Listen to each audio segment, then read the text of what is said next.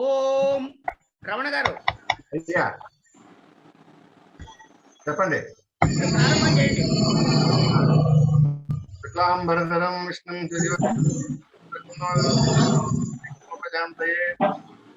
పద్మార్కం గజానన మహర్నిశం అనేకదం తం భక్తానాం ఏకదం తముపాస్మహే.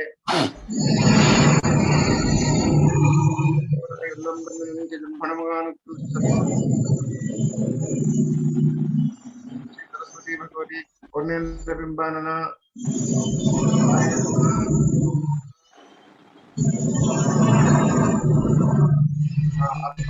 అనంతకృష్ణ గారు ఈ కార్యక్రమాన్ని నిర్వహించమని ప్రార్థిస్తున్నాను. నమస్కారం. నమస్కారం రమణ గారు. అందరికీ నమస్కారం అండి. అందరికీ నమస్కారం. క్షమించాలి, ఒక 5 నిమిషాలు ఆలస్యం అయిపోయింది. నమస్కారం అండి. ఇప్పుడు సభా కార్యక్రమాన్ని ప్రారంభం చేసుకునే ముందుగా రమణ గారి పెద్ద కూతురైనటువంటి వాసంతి జ్యోతి ప్రకాశనము చేసి వారికి తెలిసిన ఒక మంచి ప్రార్థనా గీతాన్ని ఆలపించవలసిందిగా ప్రార్థిస్తున్నాను.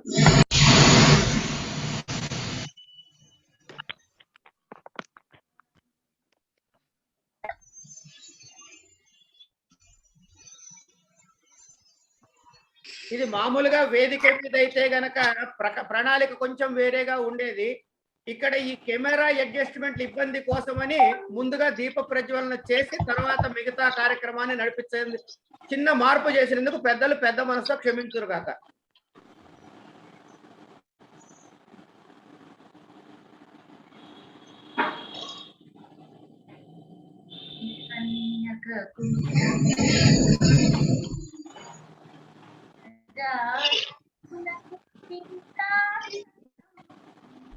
నువ్వు మైక్ దగ్గర ఉండాలి తల్లి.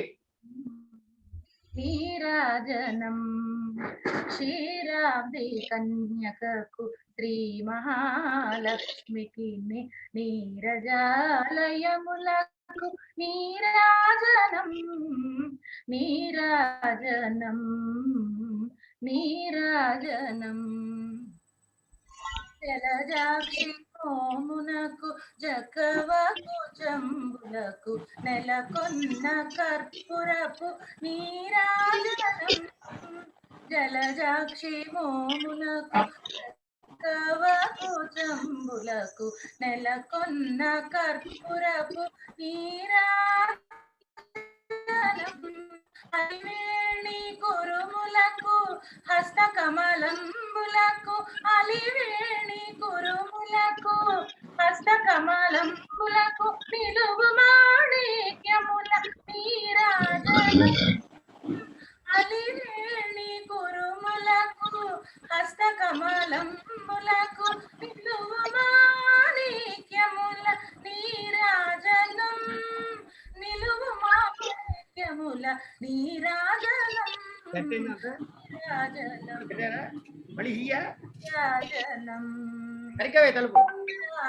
కన్యకకు శ్రీ మహాలక్ష్మికి నీరజాలయములకు నీరాజనం నీరాజనం నీరాజనం నీరాజనం నీరాజనం. చాలా సంతోషం తల్లి. రమణ గారు మీరు ఫోకస్ లోకి వచ్చేయండి బాబు. వచ్చేసాను అయ్యా. ఇప్పుడు ఒక చిన్న మనవి ఏంటంటే, మామూలుగా సభల్లో అయితే ఒక వేదిక, దాని మీద కొంతమంది, వేదిక ముందు చాలా మంది మహానుభావులు ఉంటూ ఉంటారు. అయితే వేదిక మీద జరిగే కార్యక్రమాన్ని వేదిక ముందు ఉన్నవారు నిశ్శబ్దముగా పరిశీలించడం అనేది వేదికకి శోభ. కనుక మిగతా వాళ్ళందరూ మ్యూట్ లో పెట్టుకుంటే వాయిస్ ఓవర్లాప్ కాకుండా ఉంటుందని అందరికీ సవినయమైన ప్రార్థన. ఉన్న వాళ్ళందరూ పెద్దవాళ్లే కాబట్టి నేను ఈ మాటని మరీ మరీ చెప్పను. నమో నమః. ఇక వర్చువల్ మోడ్ లోనే ముందుగా ఈనాటి ఈ కథానాయకుడు శ్రీ బాలాంతర వెంకటరమణ గారిని వేదికను అలంకరించవలసిందిగా ప్రార్థిస్తున్నాను. వారు వచ్చిన పెద్దవారందరికీ కూడా వారి నమస్కారాలతో స్వాగతాన్ని పలుకుతారు వర్చువల్ గానే. తర్వాత ఈనాటి సభా ప్రారంభకులు మధుర భారతి, ఉపన్యాస చక్రవర్తి, వారి మాటలు ఒకసారి విన్నాక మళ్ళీ ఎప్పుడు అని ఎదురు చూసేటటువంటి, ఆకట్టుకునేటటువంటి, అన్ని నిగూఢ రహస్యాలు చెప్పేటటువంటి మా మల్లా ప్రగడ వారిని కూడా వేదిక మీదకి ఆహ్వానిస్తున్నాను. ఇక తర్వాత ఈనాటి కావ్యాన్ని ఆవిష్కరించి మనకి పరిచయం చేసేందుకు అవధాని రాజహంస, ఇది ఆయనకి పబ్లిక్ ఇచ్చిన బిరుదు. ఈనాటి కాలంలో ఒక ఋషి, ఈనాటి కాలంలో భక్తికి నిదర్శనము, తాత్పర్యము, శరణాగత భక్తికి ప్రధానముగా తాత్పర్యమైనటువంటి మా కోట వెంకట లక్ష్మీ నరసింహం గారిని వేదిక మీదకి ఆహ్వానిస్తున్నాను. ఇక ఇంత కావ్యం రాసింది ఆయన ఉంచుకుంటే ఎలా, అందుకని ఈ కావ్యాన్ని ఒక మహానుభావులకి అంకితం ఇస్తున్నారు. వారు కళాశాలలో పాఠం చెబితే ప్రిన్సిపాలు మరియు ఇతర లెక్చరర్లు వరండాలో కుర్చీలు వేసుకుని కూర్చునే వినేవారట. వారు అవధానాలు చేస్తే ఆంధ్రదేశం అంతా పులకించిపోయిందట. వారు గ్రంథరచన చేస్తే పామరులకు కూడా భాషా స్ఫూర్తి కలుగుతుందిట. ఒక్క నిమిషం, కాదండి, ఇది నిజం. ఎందుకంటే వారు రాసిన పుణ్య గ్రంథాలని నేను నాకు తెలిసిన పరిధిలో చదువుకున్న, వారు ప్రవేశపెట్టిన పాఠక మిత్ర అనేటటువంటి ఒక గొప్ప ప్రక్రియ ఎంతో మందికి ఉపయుక్తంగా ఉండింది. ముఖ్యంగా నాలాంటి మొదటిగా భాష నేర్చుకునే లాంటి వాళ్ళకి సుమారుగా ఇలాంటి ప్రణాళికని అనుసరించారు రమణ గారు. కనుక గురువు గారికి తగ్గ శిష్యుడు అనిపించుకుంటున్నారు. అలాంటి శ్రీ బేతవోలు రామబ్రహ్మం గారిని సవినయముగా వేదిక మీదకి ఆహ్వానిస్తున్నాను.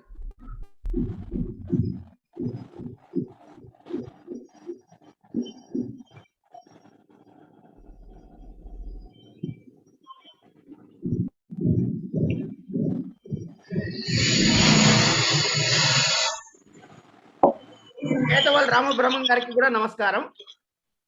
తరువాత మీరెవరు అని ఎవరినైనా అడిగితే నేను ఫలానా వారి గోత్రీకుణ్ణి అని చెప్పుకోవటం అన్నది భారతీయ సాంప్రదాయం. అంటే మన తాత తండ్రులు చేసినటువంటి మనము ఈ రోజు కూడా అనుభవిస్తూ ఉంటాము. అది గుర్తించి వారి పేరు చెప్పుకోవడం అనేది ధర్మం.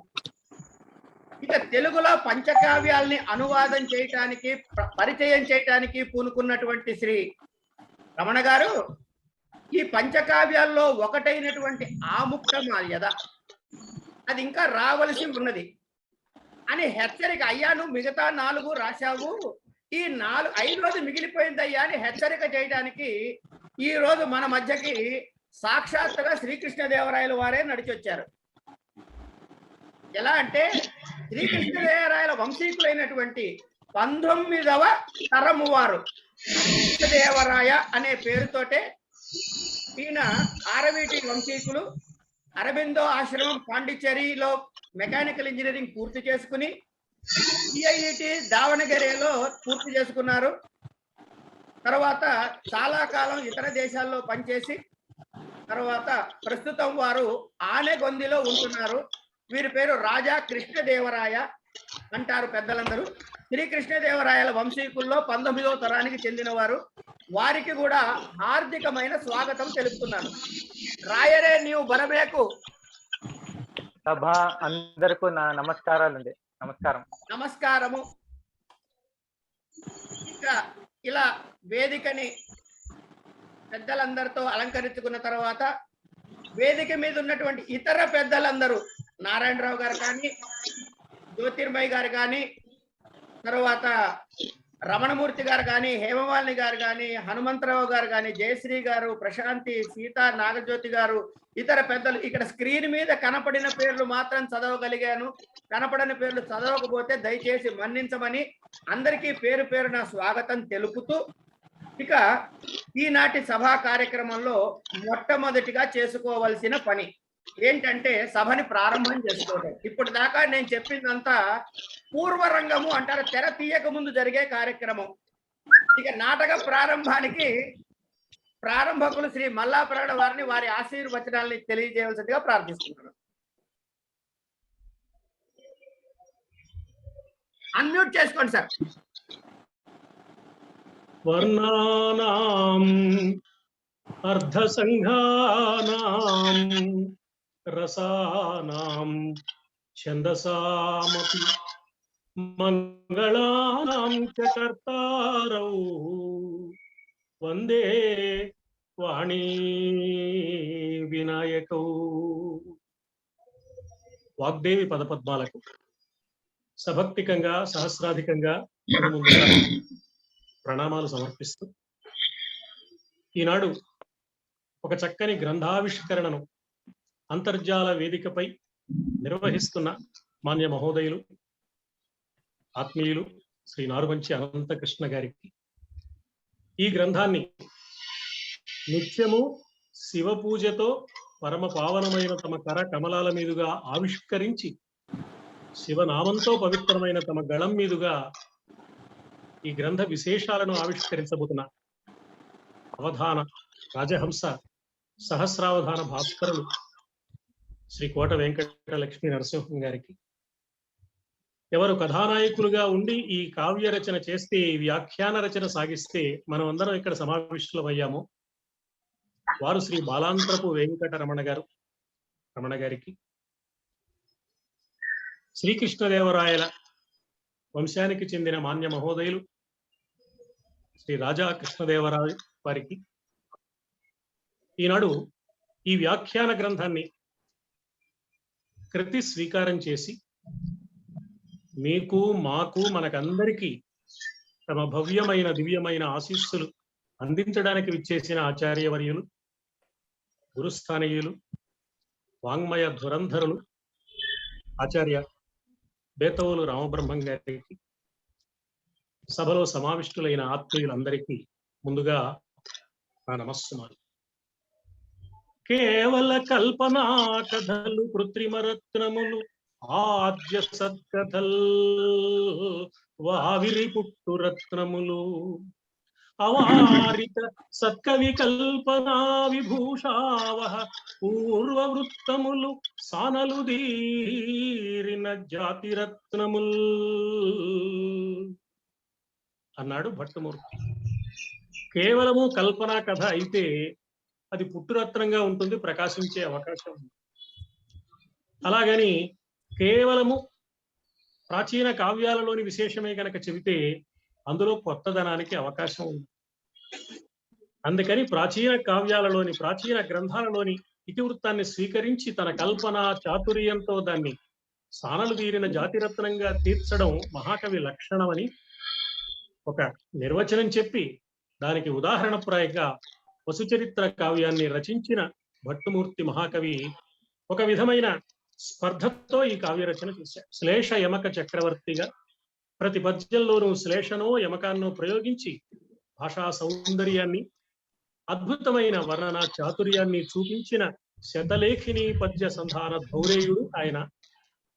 అంతేకాదు సంగీత కళా రహస్య నిధి కూడా వసుచరిత్రకారుడు. ఈ వసుచరిత్ర పద్యాలను వీణ మీద మీటి పాడడానికి వీలుగా రచన చేశాడు అన్నమాట సంగీతజ్ఞులు ప్రశంసించిన ఒక మంచి మాట.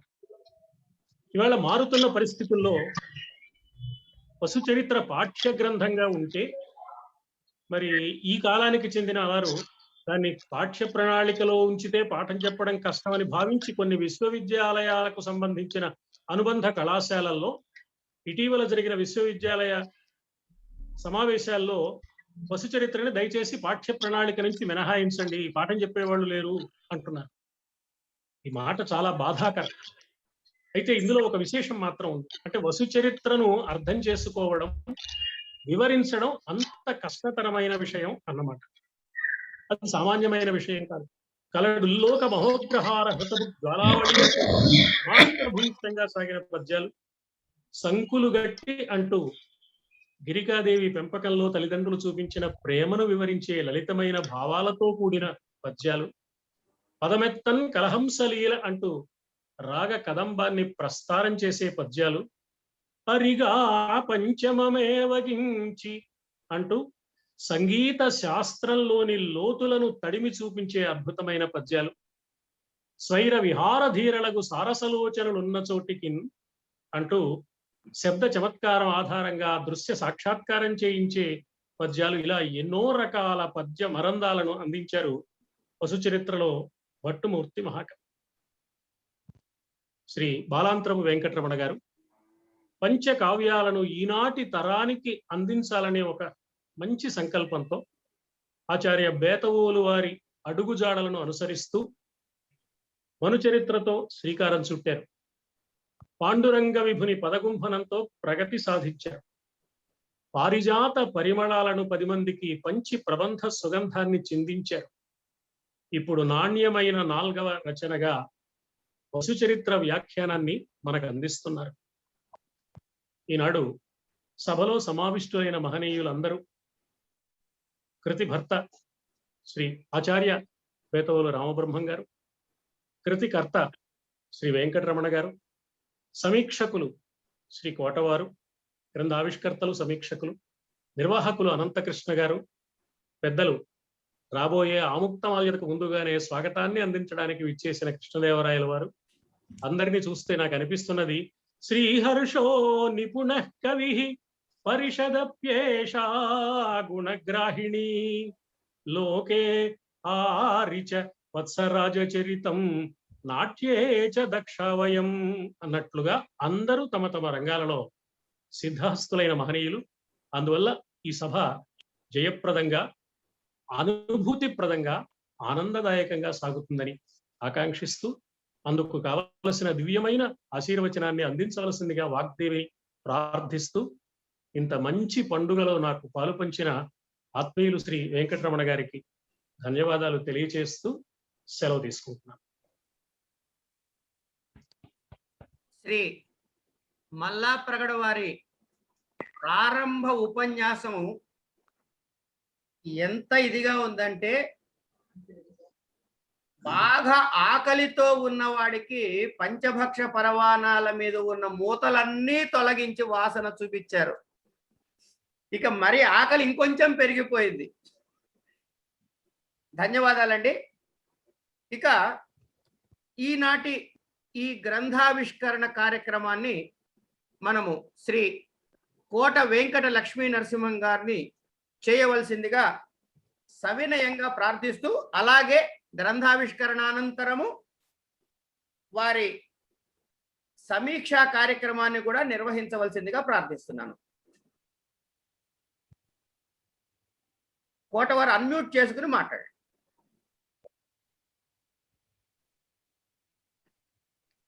అందరికీ నమస్కారం. శ్రీ పుస్తకం పొట్లం కట్టి సిద్ధంగా పెట్టా.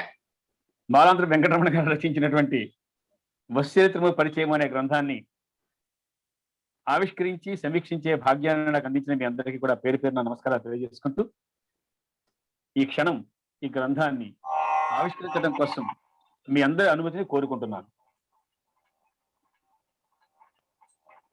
నాడు తీశారా? తీశాను. అదిగో తీసిన జాడ కనిపించింది కదా మీకు, అదిగో గ్రంథం.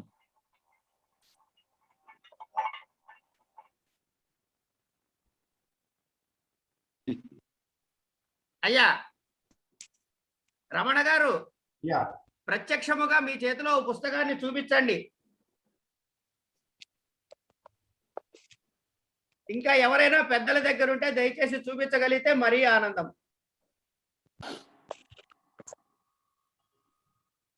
అందరూ ఒక్కసారి అలా గ్రంథాన్ని పట్టుకుని ఉండరా ప్లీజ్. గురువు గారు తీసుకున్నారా? రైట్, సంతోషం.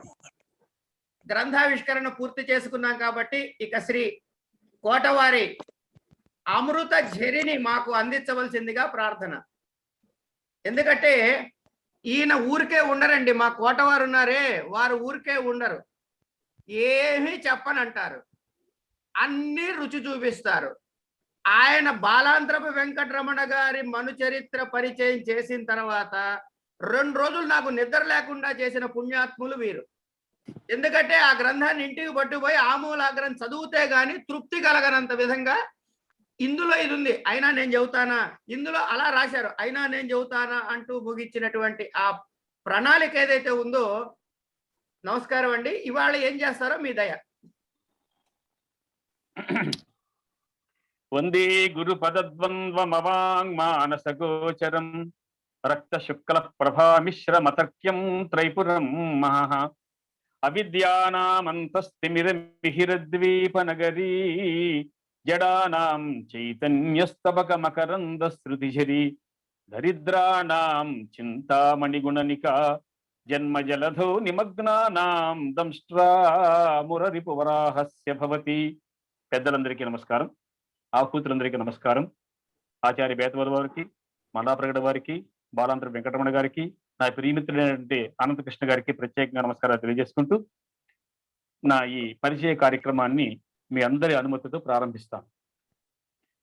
దంతాఘట్టిత రాజతాచల చలద్గౌరీ స్వయంగ్రాహమున్ కందుద్వేషికి కూర్చి శైలజకు తగ్గంగాఝరాచాంతిన్ అత్యంతామోదము మున్నుగానిడి కుమారాగ్రేసరుండై పితృస్వంతం బుల్విలయం పదాలు ఇభరాట్ వక్తృన్ ప్రశంసించదన్. ఇది గణపతికి సంబంధించినటువంటి పద్యం. రామరాజభూషణ కవిచ రచింపబడిన వసుచరిత్రలో ఈ పద్యం ఉంది. ఈ వసుచరిత్రం పాఠకలోకానికి చాలా ప్రియమైన గ్రంథం. కవి రామరాజభూషణుడు పండితులందరూ కూడా ఈయన్ని శ్లేష యమక చక్రవర్తిగా ప్రశంసించారు. ఈ గ్రంథంలో శబ్ద చమత్కృతి గాని అర్థ చమత్కృతి గాని లేదా పద్యం లేదంటే అది అతిశయోక్తి కాని అక్షర సత్యం. ఈ కవి సంగీత రహస్య కళానిధి. ఈ రామరాజభూషణుడు రచించిన వసుచరిత్రం పరిచయం అనే పేరుతో మాన్యులు శ్రీ బాలాంతరపు వెంకటరమణ గారు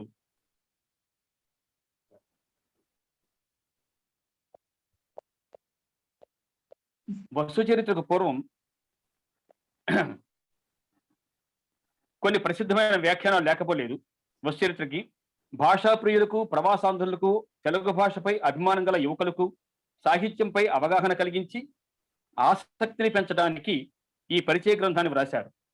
వీరు ఇత పూర్వం తెలుగు పద్య మధురిమలు, మనుచరిత్రము పరిచయము, పాండురంగ మాహాత్మ్యము, పారిజాతాపహరణము అనే గ్రంథాలని వెలగించిన ప్రసిద్ధులు. మాన్యమహనీయులు, పండితవరేణ్యులు ఆచార్య శ్రీ బేతవోలు రామబ్రహ్మం గారి రచింపబడిన పద్య కవితా పరిచయం పాఠకమిత్ర ఆ వ్యాఖ్యానాన్ని చదివి ముచ్చటపడి తెలుగు సాహిత్యంపై ఆసక్తిని పెంచుకుని శ్రీ బేతవోలు వారి వరవడిలో ఈ తెలుగు పంచకావ్యాల పరిచయం కోసం సమకట్టి ఇప్పటి వరకు 4 గ్రంథాలను వ్రాసి కృతార్థులై ఈ వసుచరిత్రను కూడా ఇప్పుడు పరిచయం చేస్తూ ఈ గ్రంథాన్ని వారి గురువులైనటువంటి ఆచార్య బేతవోలు రామబ్రహ్మం గారికే భక్తి ప్రపత్తులతో అంకితం చేశారు. మహాభారతం ఆది పర్వంలో తృతీయాశ్వాసంలో వసురాజుకు సంబంధించిన కథ చెప్పబడింది. ఈ వసురాజు చేది దేశానికి ప్రభువు. ఈయన రాజధాని అధిష్టానపురం. రామరాజభూషణుడు మహాభారతంలోని కథంతా స్వీకరించకుండా కొంత భాగమే గ్రహించి కొన్ని మార్పులు చేశాడు. స్థూలంగా వసుచరిత్రలో కథ ఇలా ఉంటుంది. సుక్తిమతి నదిని కోలాహలుడు అనే పర్వతం కామభావనతో అడ్డగిస్తాడు. వసురాజు కోలాహలుని తన కాలి బొటని వ్రేలుతో దూరంగా పడేలా తన్నుతాడు. ఈ విషయాన్ని ఇంద్రుడు మెచ్చుకుంటాడు. వసురాజుకు దివ్య విమానాన్ని ఇస్తాడు. తనకి స్నేహితునిగా వసురాజును స్వీకరిస్తాడు ఇంద్రుడు. కోలాహలుని వల్ల సుక్తిమతికి వసుపదుడు, గిరిక అనే సంతానం కలిగి పెరిగి పెద్దవారు అవుతారు. వసురాజునకు ఈ కోలాహల పర్వతం క్రీడా పర్వతం. ఒకనాడు వనవిహారానికి వెళ్ళాడు వసురాజు. గిరికను చూస్తాడు. వారిరువురు ప్రేమించుకుంటారు. విరహబాధను అనుభవిస్తూ ఉంటాడు వసురాజు. ఇంద్రుడు తన మిత్రుడైన వసురాజు పడుతున్న విరహవేదనని తెలుసుకుని దేవమునిగణాలతో వెళ్ళి కోలాహలుని ఉప్పొంచి గిరికావసరాలు వివాహం చేస్తాడు. పద్మమాలిక, వేణివిష్టి మొదలైన దివ్య వస్తువులను ఆయన కానుకగా ఇస్తాడు. వసురాజు గిరిక సోదరుడైన వసుపదుణ్ణి తన సేనానాయకుడిగా చేసుకుంటాడు. నన్నయ్య గారు కేవలం 9-10 గద్య పద్యాలలో వివరించిన వసురాజు కథలోని గిరికా వసురాజుల వివాహగాథను రామరాజభూషణుడు 6 ఆశ్వాసాలలో 888 గద్య పద్యాలతో, అద్భుత భావ సౌందర్యంతో, శబ్దాలంకారాలతో, అర్థాలంకారాలతో, శ్రేష్టలతో, యమకాలతో పండితులు ఓహో అనేలా రచించాడు. ఆ వశ్చరిత్రలోని 320 పద్యాలతో పరిచయం చేయడానికి సమకట్టారు శ్రీ బాలాంధ్ర వెంకటరమణ గారు. ఇప్పటికే కొన్ని వ్యాఖ్యలు ఉన్నాయి కదా, మరి ఇప్పుడు ఈ పరిచయం ఎందుకు అన్నది ఒక ప్రశ్న. విశేషమైన వ్యాఖ్యానాలలో శబ్దార్థాలు, భావాలతో పాటుగా వ్యాకరణ విశేషాలు, అలంకార నిర్ణయం, రసచర్చ ఇత్యాది విషయాలు విస్తారంగా ఉంటాయి. అవి సాహిత్యాధ్యయనంలో ప్రారంభ స్థాయిలో ఉన్నవారికి కొంత ఉత్సాహాన్ని తగ్గించే అవకాశం ఉంది ఆ విస్తార వ్యాఖ్య వల్ల. ఆ విస్తృతి చూసే అడుగు వెనక్కి వేసే లక్షణం ఉండవచ్చు. ఇక చిన్న టిప్పణి, పద్యాలకు పూర్తి అర్థాన్ని ఇచ్చి సాహిత్యాభ్యాసులకు పూర్తి సమాచారం ఇవ్వలేకపోవచ్చు. అందుకోసం గాను కేవలం 320 పద్యాలకు అవసరమైన అర్థతాత్పర్యాలను, సముచితంగా విశేషాలని, కొద్దిపాటి లోతైన విషయాలను చర్చిస్తూ కథాగమనం కుంటుపడకుండా సాహిత్యాభ్యాసకులకు ఆసక్తిని పెంచి మొత్తం గ్రంథం చదవాలి అనిపించేలా వ్రాయటం ఈ వశ్చరిత్రము పరిచయం అన్న గ్రంథం యొక్క ముఖ్య లక్షణంగా మనం గమనించవచ్చు. ఈ గ్రంథంలో ముందుగా మనం చెప్పాం, మొదట గణపతి ప్రార్థనతో నేను ప్రారంభిస్తున్నాను. వినాయకుడి ప్రార్థనతో ప్రారంభించాం కదా. కంతు ద్వేషి అంటే పరమేశ్వరుడు, ఆయన అర్ధాంగి శైలజ. ఆ శైలజకు ఒక విషయంలో చిన్న ఇబ్బంది ఉంది. అది ఈశ్వరుడు గంగను తన నెత్తి మీద పెట్టుకోవటం. దీనివల్ల కలిగిన చిరుకోపము పరమేశ్వరునికి కూడా కొంచెం ఇబ్బందిగానే ఉంది. వాళ్ళ అబ్బాయి కుమారాగ్రేశ్వరుడు, స్కందపూర్వజుడు. ఆయన అమ్మకు నాన్నకి కూడా వైమనస్యం లేని సంతోషాన్ని కలిగించాడు. ఎలా అన్నది ఈ వినాయకుని ప్రార్థనలో ఉన్న విశేషం అన్నమాట. గజముఖుడు తన దంతంతో రజతాచలాన్ని ఘట్టన చేశాడు. ఆ హఠాద్ఘట్టనకు రజతాచలం కంపించింది. శైలజ తొట్టుపాటుతో తనకు తానుగా భర్తను కౌగులించుకుంది. పరమేశ్వరుడికి ఈ అయాచిత పరిష్వంగం చాలా ఆనందం కలిగించింది. వినాయకుడు తన తొండంతో శివుని శిరస్సు నుండి ప్రవహించే గంగని ఒక్క ఆచమనంతో కనిపించకుండా చేసేశాడు. అరే గంగ లేదే అని శైలజకు ఆనందం కలిగింది.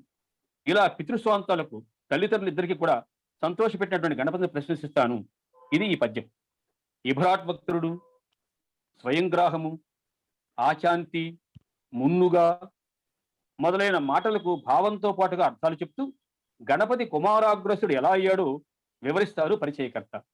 నాతి విస్తరంగా విషయాన్ని సూటిగా పాఠకులకు అర్థమయ్యేలా వ్రాయటం రమణ గారి ప్రత్యేకత. ఈ ప్రత్యేకత పండిత ప్రకాండులైన శ్రీ బేతవల వారినిచ్చి అచ్చుగుద్దినట్టు అందుకోవటం వీరి అదృష్టం. ఇలాగే 320 పద్యాల పరిచయ వ్యాఖ్య సాగుతుంది. శ్రీకారంతో ప్రారంభమయ్యే గ్రంథాధిపద్యం శ్రీ భూపుత్రి వివాహ వేళ.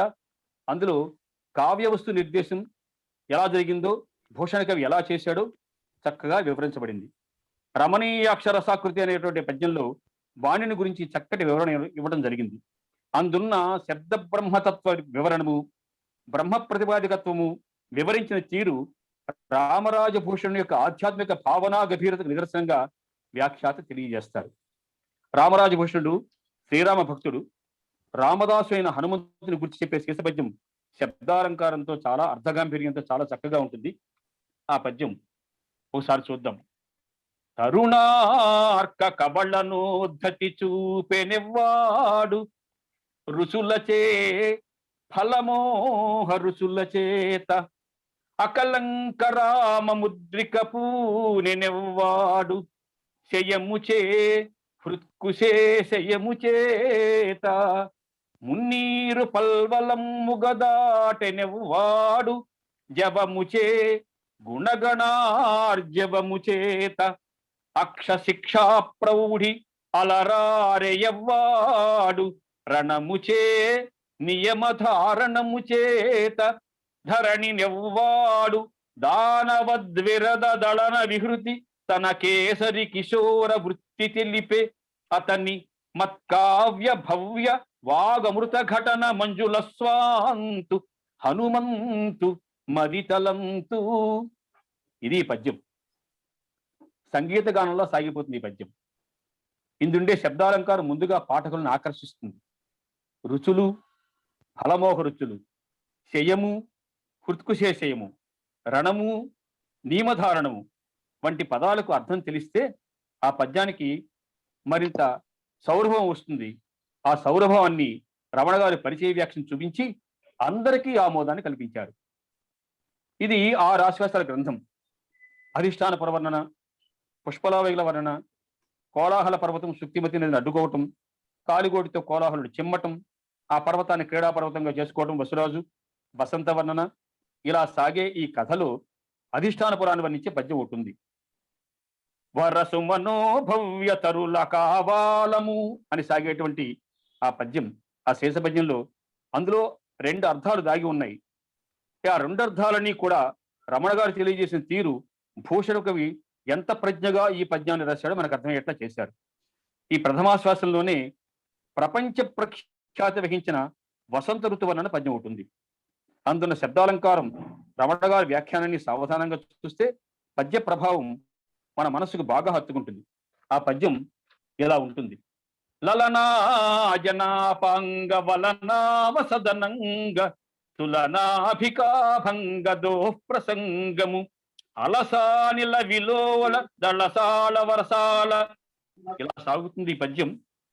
రామాయణం గురించి వాల్మీకి మహర్షి ఒక మంచి మాట చెప్తారు, పాఠ్యే గేయేచ మధురం అంటారు.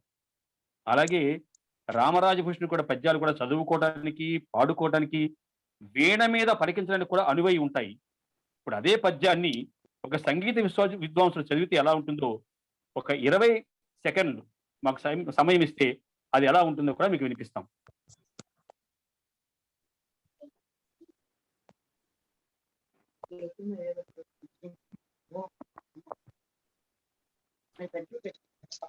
గురుగారు వినిపించమని ఆజ్ఞ. అంతే అంతే. నొక్కాలి కింద హ్యాండిల్ నొక్కాలి. యా, మీరు ఆడియో వినిపించమన్నారు కదా? ఆడియో అండి.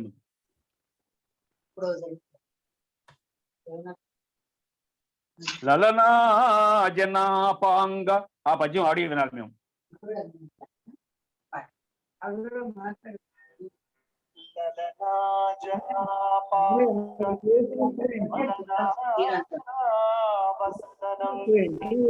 ముందే మాట రాసింది, అందుకని ఆవిడ గల్పితంగా చేస్తుంది.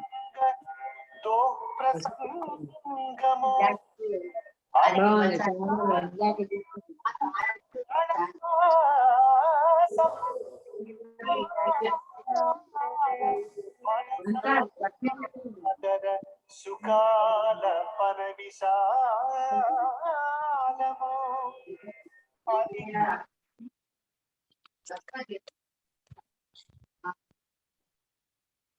అయ్యా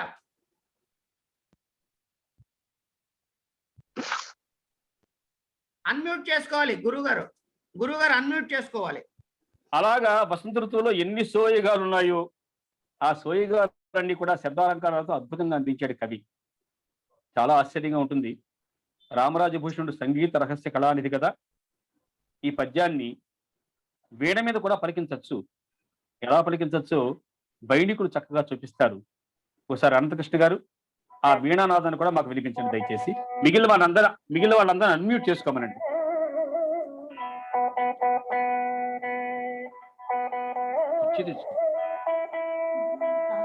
కుర్చీ తెచ్చుకో.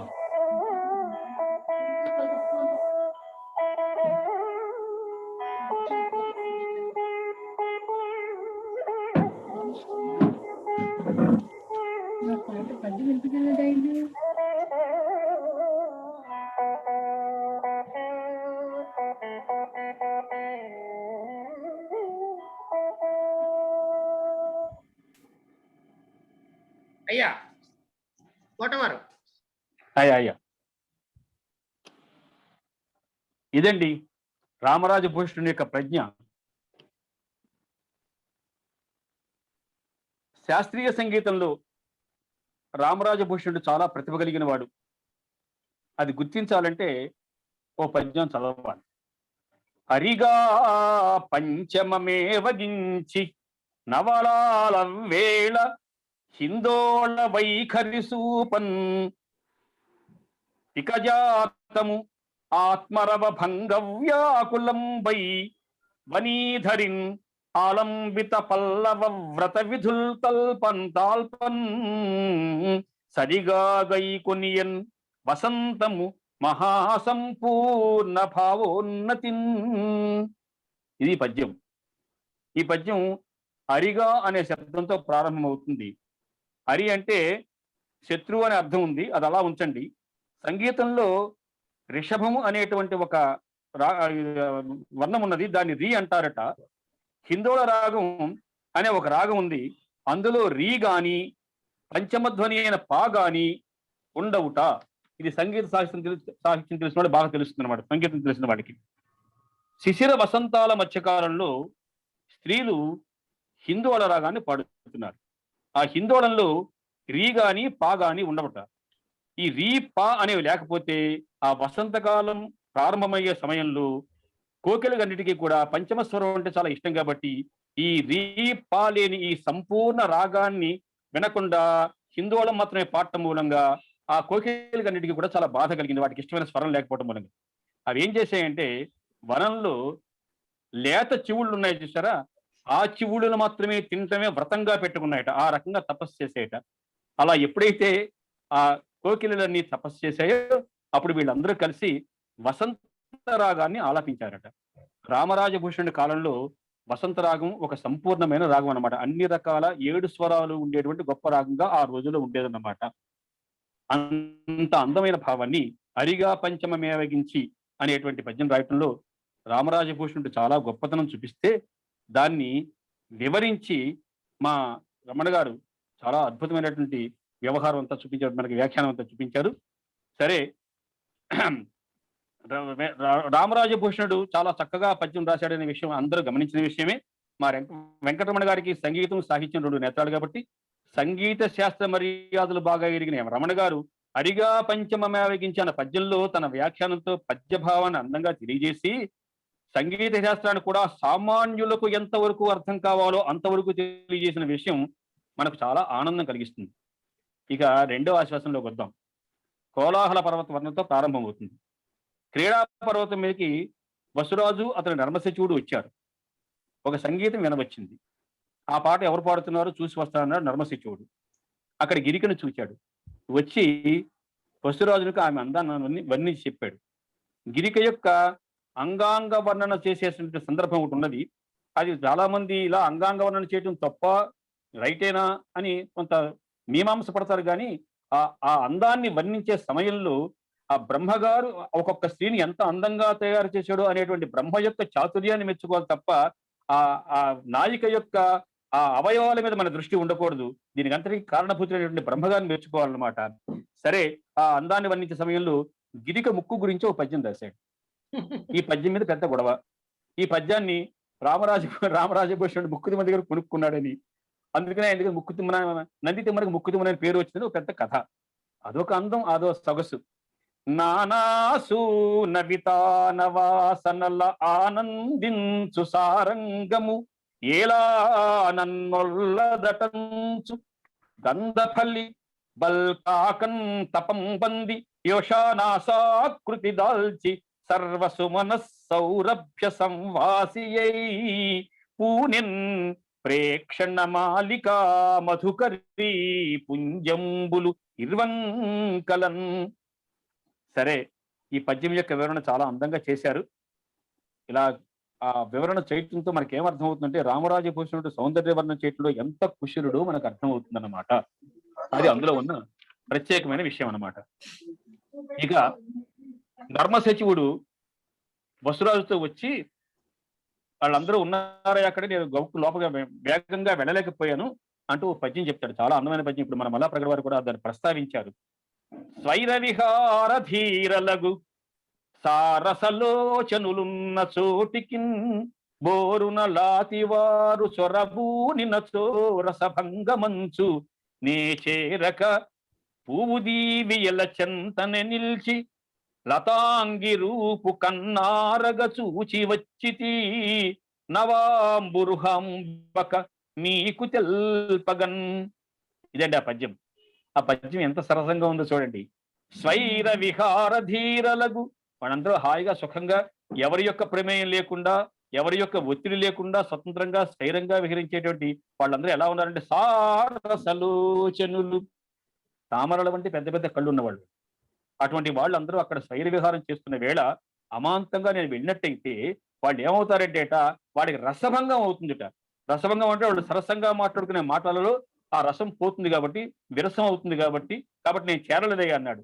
ఈ సారసలోచనులు అన్న దాంట్లో రసభంగం ఉంటే, సారసలోచనులు అనే మాటలు రస అనే మాట తీసేస్తే సాలోచనులు అనే మాట వస్తుందన్నమాట. సారసలోచనులకి సాలోచనులకి ఎంత తేడా ఉందో చూడండి. ఆ రస అనే ఒక్క శబ్దాన్ని మనం పక్కన పెట్టేటప్పటికి సారసలోచనలు, పద్మాలు లాంటి కన్నున్న వాళ్ళు సాలోచనలు అయితే ఎవడొచ్చాడు ఏమిటి అనే ఆలోచనలు పడిపోతారు అనమాట. కాబట్టి ఈ రసభంగం అవుతున్న దృష్టితో ఆ సారసలోచనలు అనే మాటలో రసభంగం తీసేస్తే పద్మనేతలు సాలోచనలు అవుతారు. కాబట్టి వెళ్ళలేదే అంటాడు. ఆ తర్వాత నవాంబురుహాంబక నీకు తెల్పగన్ అనేటువంటి శబ్దం మీద పండిత ప్రకాండులందరూ కూడా ఎంతెంతో చర్చ చేసి చాలా చాలా అర్థాలు ఉన్నాయని చెప్పారట. వాటి ప్రస్తావన కూడా చేస్తారు రమణ గారు. సరే, అర్థాంతాలు తగుమాత్రంగా మాత్రం వివరించారు. ఆ పద్యంలో లోతులు మనకి దిగ్దర్శనం చేయిస్తారనమాట. మిత్రునితో కలిసి రాజు గిరిగాదేవి గృహం వద్దకు వెళ్తాడు. ఆమె దూరం నుంచి చూస్తాడు. సరే, ఏం చేస్తావో నాకు తెలియదు నాయన, నర్మసఖ నువ్వు ఆమెను గురించి వివరాలు చెప్పమంటాడు. నర్మసచివుడు మునివేషంలో వెళ్తాడు. మంజువాణి అని గిరికి చిలికెత్తే ఆమె వివరాలని ఆ కపట జతికి చెప్తుంది. స్త్రీ పరంగా నదీ పరంగా సాగిన పద్యం ఒకటి ఉంది. బాలకూర్మ విలాస పదములు కాంత అనే శీర్ష పద్యం. చాలా అద్భుతమైన పద్యం. ఇటువంటి పద్యాలు వివరణ లేకుండా మనకు అర్థం కావేమో అనిపిస్తుంది అనమాట. అలా వివరణ చెప్తే అర్థం స్పష్టంగా అవుతుంది. ఇటువంటి పద్యాలు కూడా చాలా చక్కటి వ్యాఖ్యానం రాశారు రమణ గారు. ఇక మూడవ ఆశాసంలోకి వెళ్దాం. ఇంద్రవైభవంతో ప్రారంభమవుతుంది. సుక్తిమతి మీద వర్ణనం. శరత్కాలంలో సుక్తిమతి ఎలా ఉందో చెప్తున్నారు అనమాట. ఈ పద్యం సుక్తిమతి అనే నదితో పాటుగా ఒక స్త్రీ కూడా, గర్భిణి అయినటువంటి స్త్రీ ఎట్లా ఉంటుందో ఆ లక్షణాలు ఈ రెండూ కూడా ఒకే పద్యంలో వచ్చేట్లా చెప్పిన అద్భుతమైన పద్యం ఇది.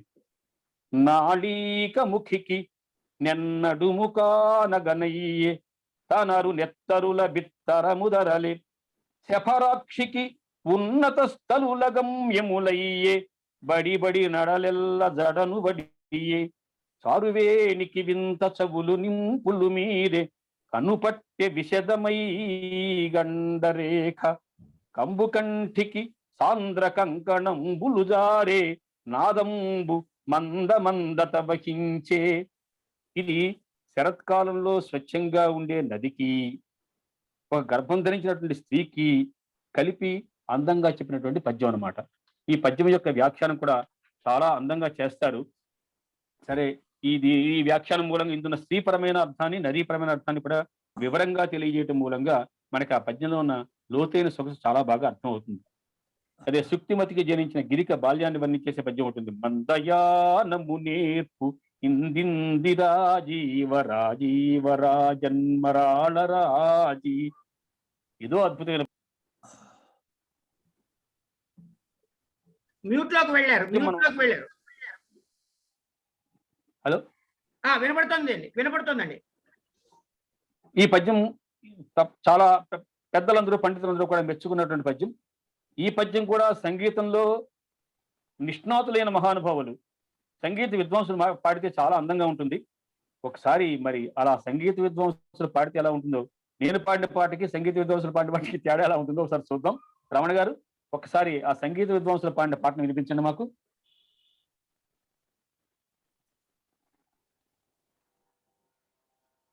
మదయానము నేర్పు నిందింది రాజీవ రాజీవ రాజన్మరాణ రాజీ కలిక పల్కులు నేర్పు లలిత నావాస నావాస నికట కానన సుఖాయి కొనబు పాటలు నేర్పు కుముద రసామోద సామోద మధుప శుద్ధాంత సమితి నటన లీలలు నేర్పు తటరూఢ కల్పాగ కల్పాగ చర నీలకంఠ వితతి అన్నది కన్యకు అఖిల భాగ్యములు గలుగ ముని పురంధీ జనంబు దీవనల సంగు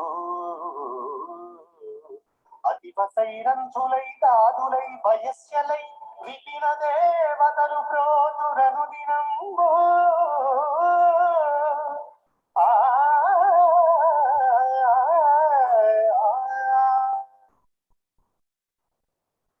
ఇది వరుస పద్యం. అలా ఉంటాయి పద్యాలన్నీ కూడా.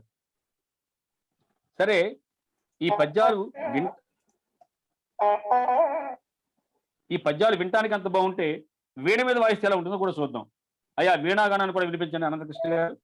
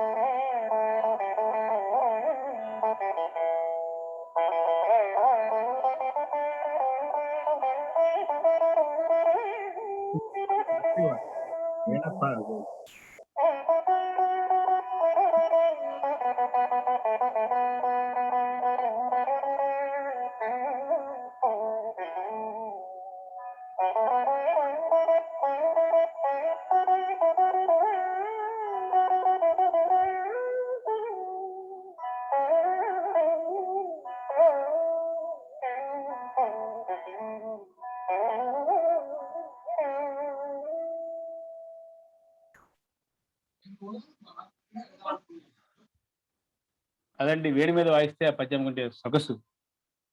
ఇలా మొత్తం వశ్చరితలో ఉన్న 888 పద్యాలను కూడా ఇలా వేడి మీద వాయించచ్చేమో, ఒకప్పుడు వాయించారేమో కూడా. ఇవాళ మనం వింటున్న కదా 2 పద్యాలు మచ్చుకి విన్నాం. ఇలా మొత్తం అన్ని పద్యాలు కూడా వాయించవచ్చు. అటువంటి అద్భుతమైనటువంటి సంగీతాన్ని నిక్షిప్తం చేసినటువంటి అద్భుతమైన కవి రామరాజభూషణుడు అనమాట. సరే, ఆయన తనకున్న సంగీత పరిజ్ఞానాన్ని కొన్ని పద్యాలలో కూడా చూపించాడు.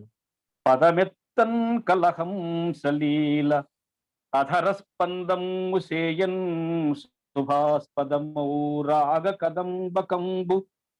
ఈ పద్య జాతర చదివితే ఎన్ని రకాల రాగాలున్నాయో, ఆ రాగాలన్నీ కూడా ఈవిడ యొక్క శరీరంలో ఏ అవయవంతో ఎలా పోలాయో చాలా చక్కగా తెలియబడుతుంది.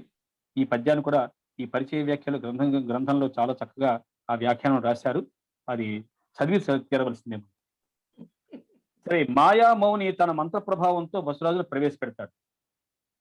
ఇక వసురాజు చాలా అందగాడు కదా.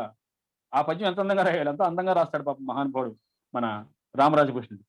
తలిరు బ్రాయము వాని వలరాజు నలరాజు నలరాజు తెగడు సోయగము వాని. ఇలా సాగుతుంది ఆ పద్యం అంతా కూడా. రస విచార చర్చ కూడా సముచితంగా పూర్వ గ్రంథాల నుండి గ్రహించి వెంకటరమణ గారు తమ గ్రంథంలో చొప్పించి విలువైన సమాచారాన్ని అందించారు. గిరిక వసురాజు ఒకరినొకరు చూసుకున్నారు, ప్రణయంలో కూరుకుపోయారు. ఇంకేముంది, విరహ వర్ణన, ఏదో మన్మథోపాలంబన, ఇవన్నీ మామూలే కదా. ఆ రాయటం కూడా ఎంత అందంగా రాయాలో అంత అందంగా రాయాలన్నమాట. అది రామరాజభూషణుడి యొక్క గొప్పతనం. స్త్రీలందరూ మన్మధుల్ని పొగుడుతున్నట్టుగా ఉన్న పద్యం అండి. ఎంత అందంగా చూడండి ఈ పద్యం. కొండట విల్లు వేదలల కుండలి రాజట, 1000 తలలు అనమాట. వేతలల కుండలి రాజట నారి అమ్ము అనంతుండట, బయటి పల్లియలు తుల్మిన వాడట ఒండు 2. బయట పల్లెలు అంటే త్రిపురాసురు సంహారం చేశారు కదా, కానీ బయట ఉన్న పల్లెలు అవి అవి ఏమిటి, ఒండు 2 అంటే 2 కలిసి 3 అనమాట. త్రిపురాసుర సంహారం చేశారు కాబట్టి. భర్గుండు ఇది నిండు పౌరుషమకోయని గెల్వవే ముజ్జుగంబులు ఉద్దండత, ఒక్క తుంట విలుదాలిచి అంటిన కందు తూపులన్. ఇది పద్యం. మన్మధుడి గురించి ఎంత అందంగా రాశారు చూడండి ఆ పద్యాన్ని. ఆ పద్యం చాలా అందంగా చక్కగా రాయబడితే రమణ గారి వ్యాఖ్యానం మరింత గుబాళించింది. ఇక చతుర్థాశ్వాసంలోకి వద్దాం. ఇలా ఎన్ని పద్యాలైనా చెప్పొచ్చు, ప్రతి పద్యాన్ని వివరంగా చెప్పొచ్చు. రమణ గారు ఎంత బాగా వ్యాఖ్యానం రాశారు, మళ్ళీ నేను చెప్పొచ్చు. అయినా సమయాన్ని దృష్టిలో పెట్టుకుని కాలాన్ని వ్యవహారాన్ని దృష్టిలో పెట్టుకుని తర్వాత ఆశ్వాసనలోకి వెళదాం. ఇందులో ఇంకా వర్ణన నైపుణ్యం ఇంకా చాలా అద్భుతంగా జరిగింది. హెచ్చుగా కనిపిస్తుంది సూర్యాస్తమయ వర్ణన, సంధ్యావర్ణన. సరే, రమణ గారి వ్యాఖ్యానం చదవడంతో చాలా స్పష్టంగా అర్థమవుతాయి అన్నమాట. ఆ వర్ణనలు ఆయన చేసే ఉత్ప్రేక్షలు ఏవైతే ఉన్నాయో, ఆ ఉత్ప్రేక్ష అనేది ఉపమాలంకారానికి ఉత్ప్రేక్షానికి అదే తేడా. ఉపమాలంకారానికి ఏదో ఒకటి ఎదురుగుండా కనిపిస్తుంది, కానీ ఉత్ప్రేక్ష కవి యొక్క భావనా బలం బట్టి ఎంత ఎత్తుగా వెళ్ళిపోతుంది అనమాట. ఆ ఎత్తు మనం ఎందుకుంటే అందుకుంటే తప్ప ఉత్ప్రేక్ష మనకు అర్థం కాదు. అటువంటి చోట వివరణ చాలా అవసరం అనమాట. అటువంటి వివరణలు అందరూ బేతవాళ్ళ రామబ్రహ్మం గారు లాంటి వాళ్ళు అలా చాలా చక్కగా కొన్ని చెప్పారు కాబట్టి ఆ పద్యాల్లో ఉండే లోతైన అర్థాలు, ఆ అందాలు మనకు తెలుస్తున్నాయి అన్నమాట. సరే,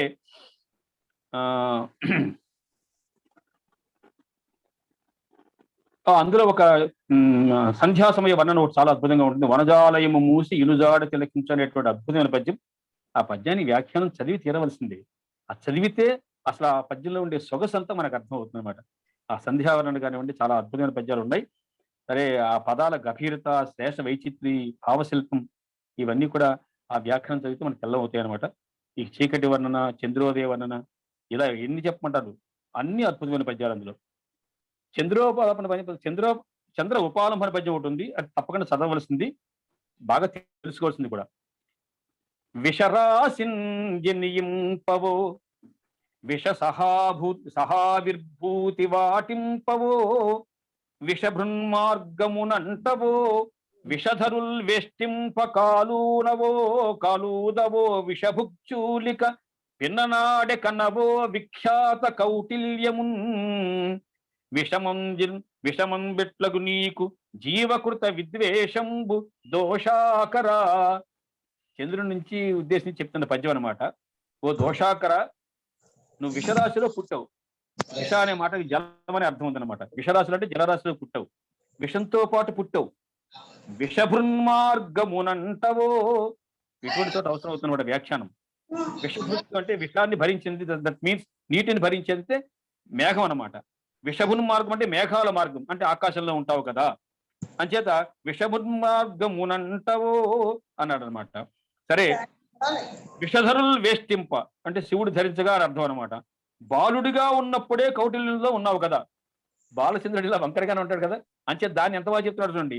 బాల్యం నుంచే నువ్వు కౌటిల్యంతో ఉన్నావు కదా. ఇక జీవకృత విద్వేషంబు, ఇది చాలా విశేషం అనమాట. జీవకృత విద్వేషం అంటే ప్రాణులందరి మీద ద్వేషం కలిగి ఉండటం నీ పెద్ద మామూలా, మొత్తం మొదటి నుంచి విషంతో ఉన్నవాడు కదా అని అర్థంతో నీకు జీవుల మీద నీ విద్వేషం ఉంటే పెద్ద గొప్ప విషయం కాదు అంటూ అక్కడ ఒక గొప్ప లోతైన అర్థంని పెద్దలు చెప్పారు. మన రమణ గారు కూడా చాలా బాగా చెప్పారు. జీవశబ్దానికి నవగ్రహాలలో ఉండే బృహస్పతి అని అర్థం అన్నమాట. జీవకృత విద్వేషం అంటే బృహస్పతి విషయంలో నువ్వు విద్వేషాన్ని పూని ఉండేదా అంటే తారాపహరణ చేశాడు కదా, ఆ విద్వేషం అది కూడా అందులో స్పష్టంగా చూపిస్తారనమాట. ఇటువంటి వ్యాఖ్యలు సరసంగా సాగాయి. సందేహాలు సంశయాలు సమసిపోతాయి, రసభావ ప్రపూర్ణాలై ఈ పద్యాలన్నీ మనకు అర్థం అవ్వాలంటే రమణ గారి వ్యాఖ్యానం తప్పకుండా చదవ తీరవలసిందే. ఇక చంద్రోదయం అయింది. ఆ చంద్రోదయ వేళ చంద్రకాంతిని విరహంతో ఉన్న గిరిక సహించలేకపోయింది. ఈ పద్యం చాలా అందరికీ బాగా తెలిసిన పద్యం. అది ఏదో ఒక్కొక్క కవి ఒక్కొక్క నాయికని ఎలా ఏడిపించాడు అని చెప్పడంలో ఈ పద్యం కూడా చెప్తూ ఉంటారు. ఆజా బిల్లి బిలుంగు బిల్లి కలడాయన్ లేక రాకా నిశారాయ శ్రీ సఖమైన మోమున పటాగ్రంబొత్తి ఎల్గెత్తి ఆ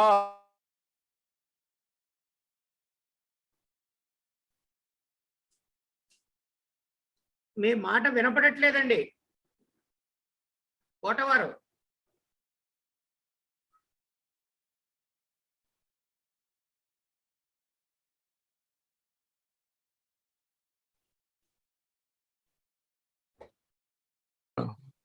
ఇక చివరికి వద్దాం, మరి పంచమాశ్వాసంలోకి వద్దాం. గిరిక అప్సరస్త్రీలందరికీ కూడా నమస్కరించిందిట. వారంతా గిరిక సౌందర్యాన్ని చూసి విస్తుపోయారు. అప్సరకాంతులు అంటే చాలా అందంగా ఉండేవాడు అని అర్థం కదా, అటువంటి వాడు కూడా ఆశ్చర్యపోయేట్లా ఉంటుంది గిరిక యొక్క సౌందర్యం. ఆ సౌందర్యాన్ని వర్ణించేటువంటి పద్యం చాలా చక్కటి పద్యం. తలయత్తదయ్యే కేవల జడస్థితిరంభ చలుకు చూపులు చూడసాగే హరిణ కుందు కుందును చెంది కొదతిల్ పెసెసిరేఖ పల పలనై వెల్లవారె తార ఉచిత కార్య వివేకముడిగే మదాలస మాని ఉద్ధత భాష మంజు ఘోష మరువక పూనెమై మరపు వరూచిని చెయ్యులన్నీ ఉదక్కి చిత్రరేఖ. ఇలా సాగుతుంది ఆ పద్యం అంతా. రంభ, హరిణ, శశిరేఖ, తార వీళ్ళందరూ అప్సరకాంతలు అనమాట. వీళ్ళందరూ గిరికను చూసి ఏమేమయ్యారో ఈ పద్యంలో చెప్పబడుతుంది అనమాట. ఆయా అప్సరకాంతల యొక్క క్రియలు ఎలా ఉన్నాయో, ఎందుకు అలా ఉన్నాయో రమణ గారు వివరించిన తీరు చాలా మనోహరంగా ఉంటుంది. ఇలాగే ఈ ఆశ్వాసంలో గిరికాదేవికి అలంకారాలు చేశారు. అధర మాధుర్య భిక్షాగతంబకు సుధాగుటికన ముంగర కుదురుబడియే. ఇటువంటి పద్యాలు ఆ అలంకారాల గురించి ఎంత అందంగా రాశారు. చాలా చాలా చక్కగా ఉంటుంది. ఈ ఈ పాఠకులకు చాలా బాగా తెలిసేటువంటి సన్నివేశం ఈ వ్యాఖ్యానం చదవటంలో అర్థమవుతుంది అనమాట. ఇంకా గిరికా వసరాజులకి వివాహ ఘట్టం చాలా చక్కగా జరిగింది. ఆ రాజకరానుషంగమున రామ కరాంబుజముప్పి కన్యకారాజిత హస్తయోగమున రాజకరంబు అతి ప్రకాశమై రాజుల రక్షగట్టు క్రియ రాజముఖీకర పంకజంబునన్ రాజకరంబునన్ గురుడొనర్చె సమంత్రక కౌతుకంబునన్. ఇది పద్యం. అందులో రాజిత, రాజిల అనే 2 పదాలు కాకుండా ఇంకా 5 రాజశబ్దాలు ఉన్నాయి. ఇన్ని రాజశబ్దాలకు అర్థాలు మనం తెలియాలి. అప్పుడు మన కవిత్వంలో రాజులు అవుతాం అన్నమాట. అది అంచేత అందరి యొక్క ఆ రాజశబ్దాలకు ఉండే అర్థాలు చాలా స్పష్టంగా తెలియజేస్తారు రమణ గారు. చాలా చక్కగా జరుగుతుంది. అది చాలా చాలా తేటతెల్లంగా ఆ పద్యం మనకి బాగా అర్థమవుతుంది అనమాట. సరే, వివాహం అద్భుతంగా జరిగింది. సుక్తిమతి కోలాహులు తన కుమార్తెకు అత్తవారింటికి పంపే వాళ్ళు కొన్ని శుద్ధులు చెప్పారు. సుక్తిమతి గిరికి చెప్పిన పద్యం చాలా అద్భుతమైన పద్యం అండి. ఆవిడ అంటుంది, ఆ సొగసు వేరుగా ఉంటుంది ఆ పద్యం యొక్క సొగసు.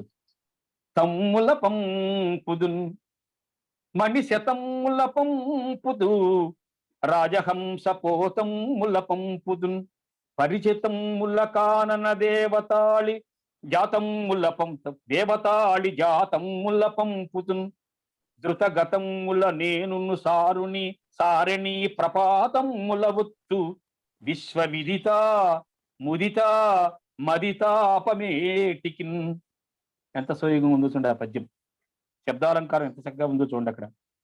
ఆ పద్యాన్ని మన రమణ గారి యొక్క వ్యాఖ్యానంతో మరింత సుందర బంధురంగా చాలా చక్కగా మన మనసుకు అర్థమవుతుంది. బసవరాజు గిరిక సౌందర్యానికి చూపులతోనే హారత పట్టేట. మొత్తం ఆవిడంతా పైనుంచి కింద దాకా, కింద నుంచి పై దాకా చూస్తున్న తీరు ఎలా ఉందంటే, ఆ బసవరాజు తన చూపులతోటే ఆ గిరికాదేవికి హారత పెట్టాడా అన్నట్టు. సరే, ఆ తర్వాత గిరికా వసరాజుల యొక్క దాంపత్యం, వారి జీవన విధానం, అభిరామ నవపల్లవారామ కుంజవాటికల అనేటువంటి చక్కటి శీర్షపద్యం చాలా అద్భుతంగా ఉంటుంది. అవన్నీ మనం చక్కగా ఏ పద్యానికి ఆ పద్యం చాలా జాగ్రత్తగా చూసుకుని చదువుకునే కొద్ది ఆ వశచరిత్ర యొక్క గొప్పదనం మనకు అర్థమవుతుంది. వెంకటరమణయ్య గారికి వ్యాఖ్యాన విశేషం మనకు అర్థమవుతుంది. ఈ వ్యాఖ్యాన విశేషాన్ని ఇంత బాగా అందుకోవడానికి ఉపయుక్తమైనటువంటి ఆకరమైనటువంటి బేతవాడ రామబ్రహ్మ గారి యొక్క ప్రజ్ఞ కూడా మనకు కనిపిస్తుంది. సరే, బసవరాజు యొక్క పరిపాలనలో ప్రజలందరూ సుఖించారు.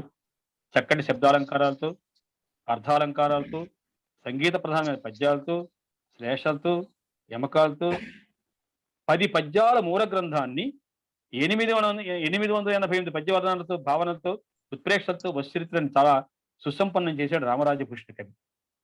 శ్రీ వెంకటరమణ గారు 320 పద్యాలకు మాత్రమే, గద్య పద్యాలకు మాత్రమే పరిచయం రాసి చాలా సుమధురమైన వ్యాఖ్యానం చేశారు. ఇటువంటి వ్యాఖ్యానాన్ని కారకులు ఇందాక మనం చెప్పుకున్నట్టుగా బేతవాడ రామబ్రహ్మం గారు. ఈ పుస్తకాన్ని వారికే అంకితం ఇవ్వడం చాలా సముచితంగా ఉందనిపించింది నాకు. పుస్తకాన్ని చదివిన పాఠకులందరికీ కూడా మిగిలిన వశచరిత్ర ఆశాంతము వ్యాఖ్యానాలతో చదివి అందులో ఉండే సొగసులలో అవగాహన చేయాలనేటువంటి ఆలోచన తప్పక కలిగి తీరుతుంది. అచ్చంగా తెలుగు అనే సంస్థ వారి పుస్తకాన్ని ప్రచురించారు. గ్రంథం పొందాలనే ఆలోచన వారు చాలా మంది ఉండవచ్చు. వారందరికీ ఒక చిన్న నెంబర్ చెప్తున్నాను, గుర్తుపెట్టుకోండి. 85 58 89 74 94 78. మరొకసారి 8 5 5 8 8 9 9 4 7 8. నేనే అంబాసిడర్ కాను, కొంతమందికి పుస్తకం కావాలనిపించచ్చు కదా, అందుకోసం వారికి ఆ పుస్తకం దొరికేటువంటి ఫోన్ నెంబర్ చెప్పడం మాత్రమే నా ఉద్దేశం అనమాట. సరే, ఇందాక మా అనంతకృష్ణ గారు చెప్పినట్టుగా మనకు ఒక గ్రంథం బాకీ ఉన్నారు పంచమహాకావ్యాల్లో. అది తొందరలోనే ఆముక్తమల్లి రాజుగారు వచ్చారు కాబట్టి రాజుగారితో పాటు మొత్తం తన వెంటనే సిరి తప్పకుండా ఆ గ్రంథం కూడా వస్తుంది. అక్కడితో ఊరుకోకుండా ఇంకా బోలెడు పుస్తకాలు ఉన్నాయి. కళాపూర్ణోదయం, శృంగార నక్షత్రం లాంటివి.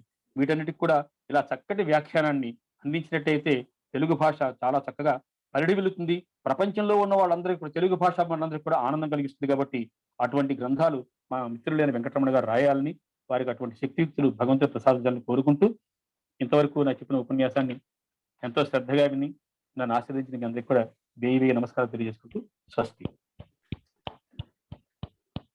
అద్భుతమైనటువంటి పుస్తక పరిచయం చేసిన శ్రీ కోటవారికి మరొక్కసారి కృతజ్ఞతలు. ఈ గ్రంథంలో మనం గమనించినట్టయితే రమణ గారే చెప్పారు, నేను పాఠక మిత్ర శైలిని అనుసరించాను అని. అంటే ఒక పద్యంలో ఉన్నటువంటి పదాలకి టీకా తాత్పర్యము అనేలాగా రాయకుండా వ్యాఖ్యతో పాటే అర్థాలని కూడా మన పదము అర్థము పరిచయం చేసుకుంటూ తీసుకువెళ్ళేటటువంటి ఒక గొప్ప ప్రణాళికని శబ్దపరముగా బేతవోలు వారు మనకు అనుగ్రహిస్తే, ఇవాళ కోటవారి మాటలు విన్నాక పద్యం అంటే కొన్ని చరణాల్లో ఉంటుంది, కానీ ఎక్కడ ఎలా విరిచి చదివితే పద్యం చదువుతున్నప్పుడే మనకి అర్థమవుతుంది అనేటటువంటి ఒక పాఠాన్ని కూడా ఇవాళ మనకి కోటవారు వారి వ్యాఖ్యానంలో నేర్పించారు అని నాకు అనిపించింది. వారికి మరొక్కసారి కృతజ్ఞతలు చెబుతూ, నేను మొదటి చెప్పిన మాటని అబద్ధం చేయలేదు మా కోటవారు. మొత్తం చెప్పకుండా తేనె సీసా చూపిస్తున్నారు, నాకమని కొంచెం చుక్క వేశారు, మిగతా తేనె సీసాకి మూత పెట్టి లోపల పెట్టారు. వారికి మరొక్కసారి నమస్కారాలు చెబుతూ, మరి పెండింగ్ లో పడిపోయిన ఆముక్తమాల్యదని బాకీ వసూలు చేసుకోవటానికి వచ్చిన కృష్ణదేవరాయల వారిని 4 మాటలు మాట్లాడవలసిందిగా మా విశిష్ట అతిథి శ్రీ కృష్ణదేవరాయల వారిని సాదరముగా ఆహ్వానిస్తున్నాను. నమస్కారం అండి, అందరికీ నమస్కారం. నేను ఇంగ్లీష్ లో మాట్లాడతాను, నన్ను క్షమించాలి. I would like to start with a quote of my Guru Garu, Sri Shivananda Murthy Garu. He used to always say this eternal truth about our country. India's unity is not geographical and never political, but cultural. For several yugas now, Bharat has been living under this cultural umbrella, and I think this Sabha today, with its strange combination of diverse elements, times, and people, proves this immortal characteristics about our country. Just look at the beauty of this. Vasu Charitram, it's a Telugu Prabandha Kavya written during the second half of the 16th century by the poet Ramarajya Bhushan, and he dedicated it to his king Tirumala Devaraya. Now it is 2021. This great Kavya is once again being simplified and reintroduced to the present generation of Telugu readers, and I, the 19th generation after Krishna Devaraya in his lineage, I am taking part in releasing of this book. By the way, my son's name is also Tirumala Venkata Devaraya, and he's studying history in UK in Durham University. This is the preamberance of Bharatiyata, and this idea of Parampara inspired me when Sri Ramana Garu asked me to take part in the release of this book. Vasu Charitram, I am told, is an extremely popular book, and it has set into motion a stream of poetic works down the centuries. This Kavya was translated into Sanskrit in the past, like Vasumangala Natakam, written with the purpose of being enacted on the occasion of Meenakshi Sundareshwara Kalyanam at Madurai. Another one was Baba Nripala Vasu Charitram, and of course the Sanskrit translation Vasu Charitram by another Telugu poet Kalahastri Kavi. It is very famous. This Kalahastri Kavi was an ardent devotee of Kanchi Kamakshi and a disciple of the glorious Appaya Dikshita. This way, Vasu Charitram has toured the entire South India, and it has become a classical. It has become a timeless classic in poetry. Royal patronage to poetry and fine arts was not a peacetime activity of kings, as many people think.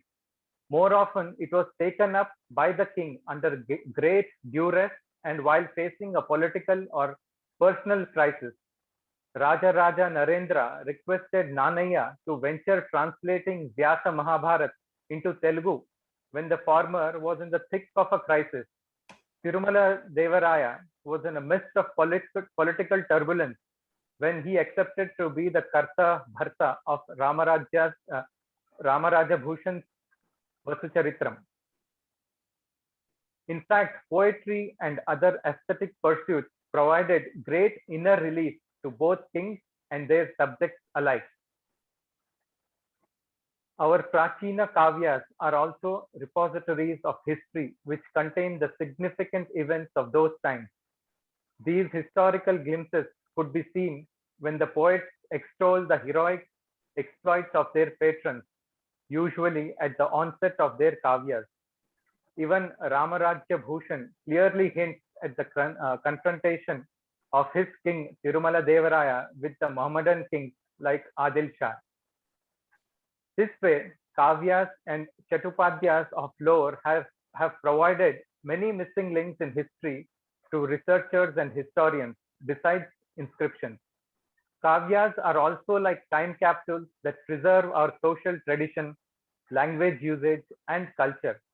Even today, the present generation can immensely benefit by taking to reading our ancient literature, especially kavyas, which encapsulate our language, custom, Puranic legends, history, aesthetics, and the essence of our culture in a nutshell. This great reverence of our ancient literature to the present day is what makes the efforts of Sri Ramana Garu very significant, and I am very happy that I am involved in this purposeful activity. I would like to conclude by saying a quote of my Guru Garu: India's future lies in the past, not in the recent past, but in the remote past. So let us learn the proper history of our country so that we can imbibe our true culture and pass it on to our future generations. Thank you so much for inviting me for this wonderful function. Namaskaram. And I would request all of you, when this situation improves, please do come to Hampi, come to Anagundi, and please come and visit our place. Thank you so much.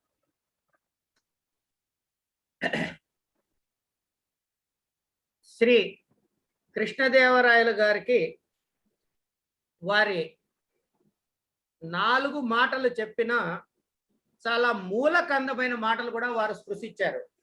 మొట్టమొదటిది, చాలా ముఖ్యమైనటువంటి భారతీయ చరిత్ర అంతా పురాణ గ్రంథాల్లోనే ఉన్నది, సాహిత్యములోనే ఉన్నది అనేటువంటి ఒక అద్భుతమైన విషయాన్ని చెప్పారు.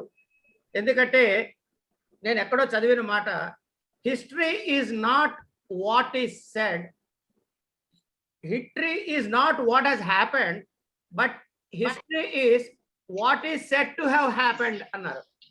జరిగింది అని చెప్పబడినదే అవుతోంది.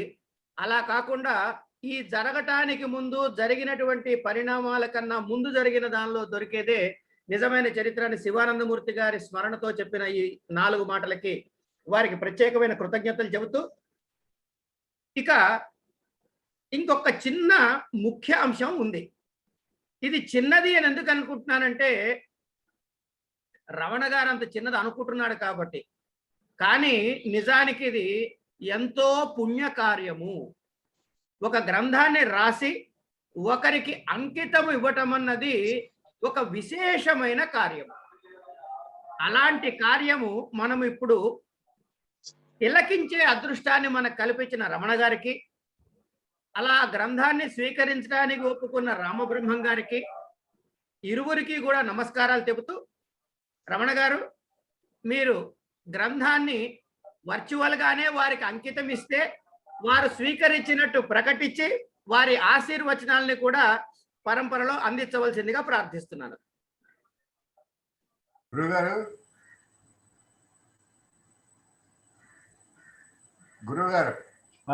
వినపడుతోంది, చెప్పండి. పాద ప్రణామాలు. సమస్త సన్మంగళాన్ని భవంతు. ఈ వసుచరిత్రం అనే నా చిరు ప్రయత్నాన్ని, పామర ప్రయత్నాన్ని మీ పాదపద్మాలకి అంకితం ఇస్తున్నాను. దయచేసి స్వీకరించండి. ధన్యవాదాలు. నా జన్మ ధన్యమైంది. ఇప్పుడు బాలాంతరపు వెంకటరమణ గారు ఆయన ఏమనుకుంటున్నారంటే, ఇలా ఈ గ్రంథాలని తెలుగు వచనంలోకి ఎక్కువ మంది పాఠకులకి అర్థమయ్యే భాషలోకి మార్చి అందించటం నా అదృష్టం అని ఆయన మురిసిపోతున్నారు. అలాంటి ఒక గ్రంథాన్ని, అందులోనూ నాకు చాలా ఇష్టమైన వసు చరిత్రని నేను ఆయన నాకు అంకితం చేయటం అనేది ఇది నా అదృష్టము అని నేను మురిసిపోతున్నాను. సాహిత్య విద్యార్థులకు ఎవరికైనా యవ్వన దశలో ఈ మొత్తం పంచకావ్యాల్లోనూ బాగా ఆకట్టుకునే కావ్యం ఏది అంటే వసు చరిత్ర. ఆ తర్వాతనే మిగతావన్నీ నచ్చుతాయి ఆ వయస్సులో. ఎందుకంటే రామరాజభూషణుడి ప్రజ్ఞ అటువంటిది. శబ్దంతో ఆయన ఆడుకున్నాడు. ఏ పదాన్ని ప్రయోగించినా దానికి ఎన్ని అర్థాలున్నాయో అన్ని అర్థాలని ఉపయోగించుకున్నాడు. ఆ పదాన్ని ఏ ఏ పదాలతో కలిపితే ఎలాంటి పదబంధాలు తయారవుతాయో అన్నింటినీ సమకూర్చాడు. అంతటి శబ్ద విద్యా పారంగతుడు వసు చరిత్రకారుడు రామరాజభూషణుడు అని చాలామంది గమనించారు, గుర్తించారు, ప్రశంసించారు. ప్రబంధ కవులందరిలోనూ కనిపించే ఒక సామాన్య లక్షణం వివిధ శాస్త్రాల చమత్కారాల్ని ప్రబంధంలోకి చూపించటం. ప్రధానంగా సంగీత శాస్త్రం, కృష్ణదేవరాయల వారే గొప్ప విద్వాంసుడు సంగీతంలో, వీణావాదనంలో అని చెబుతారు. ఆయన కొలువులో ఉన్న అష్టదిగ్గజ కవులు అందరూ కూడా ఇంచుమించు సంగీత శాస్త్రంలో విద్వాంసులే. కానీ ఆ సొగసులన్నీ సాహిత్యంలోకి తీసుకొచ్చినటువంటి గౌరవం రామరాజభూషణుడికే దక్కింది. చాలా అద్భుతం. మరి పుట్టపర్తి నారాయణాచార్యులు గారు చాలా సందర్భాల్లో చెప్పారు, ఒకప్పుడు వసు చరిత్ర పద్యాలని వీణ మీద పలికించేవారని, సంగీత విద్వాంసులు శాస్త్రీయ సంగీత రాగాలలో పాడేవారు అని చెబుతుండేవారు. రాశారు కూడా ఆయన చాలా వ్యాసాల్లో. దాన్ని ఈవేళ మనకి రమణ గారు వీణ మీద పలికించి ఆ విద్వాంసుల చేత, గాత్రంతో పలికించి ఆ విద్వాంసుల చేత ఆ ముచ్చట కూడా మనకి తీర్చారు ఈ కార్యక్రమంలో. అందుకని రమణ గారి కృషిని నేను మనసారా అభినందిస్తున్నాను. ఇంకా మరి రాయల వారి ఆముక్త మాల్యద అది కూడా రచన ప్రారంభించారని తెలిసింది నాకు. అంచేత అది కూడా దిగ్విజయంగా వారు త్వరలోనే రచన చేసి పాఠకలోకానికి అందించాలి అని నేను మనసారా ఆకాంక్షిస్తూ ముందుగానే రమణ గారికి ధన్యవాదాలు, అభినందనలు కూడా చెబుతున్నాను. నాకు అంకితం చేయటం అనేది నిజంగా నాకు చాలా ఆనందదాయకం. ఈ రామరాజభూషణుడు తిరుమల రాయలి కొలువులో ఉండటం వల్ల రామరాయడి కొలువుకి భూషణం కాబట్టి రామరాజభూషణుడు అనేది ఆయనకి బిరుదనామం. అసలు పేరు భట్టుమూర్తి అని చెప్పే సాహిత్య విమర్శకులు ఉన్నారు. అది చాలామంది అంగీకరించారు. అలాంటి ఆ తిరుమల రాయల వంశానికి చెందిన వారు కూడా ఈవేళ ఈ సభలో కృష్ణదేవరాయల వారు పాల్గొవటం అనేది అదనంగా ఈ సభకు కలిగిన విలువ. అలాగే వసు చరిత్ర మీద ప్రత్యేకంగా కృషి చేసి PhD పట్టం పొందిన విదుషీమణి ఆవిడ కూడా దీనికి మంచి పీఠిక రాశారు. రమణ గారికి చాలా సహాయం చేశారు ఈ పద్యాలని విడగొట్టడంలోనూ, కొన్ని పద్యాలని పగలగొట్టడంలోనూ కూడా. అంచేత వారిని కూడా నేను మనసారా అభినందిస్తున్నాను. జ్యోతిర్మయి గారిని, కిళాంబి జ్యోతిర్మయి గారిని, ఇంకా సభలో పాల్గొన్న వారికి అందరికీ కూడా నేను పేరు పేరున ధన్యవాదాలు చెబుతున్నాను. మరి ఆవిష్కరణ చేసి పరిచయం చేసినటువంటి కోట లక్ష్మీ నరసింహం గారు నాకు చాలా మంచి ఆత్మీయ మిత్రులు, చాలా చక్కని పరిచయం చేశారు. సరే, మరి శ్రీమన్నారాయణ గారు చాలా అద్భుతమైన ఆవిష్కరణ ప్రసంగం, క్లుప్తంగా చేసిన చాలా ఆప్తంగా చేశారు.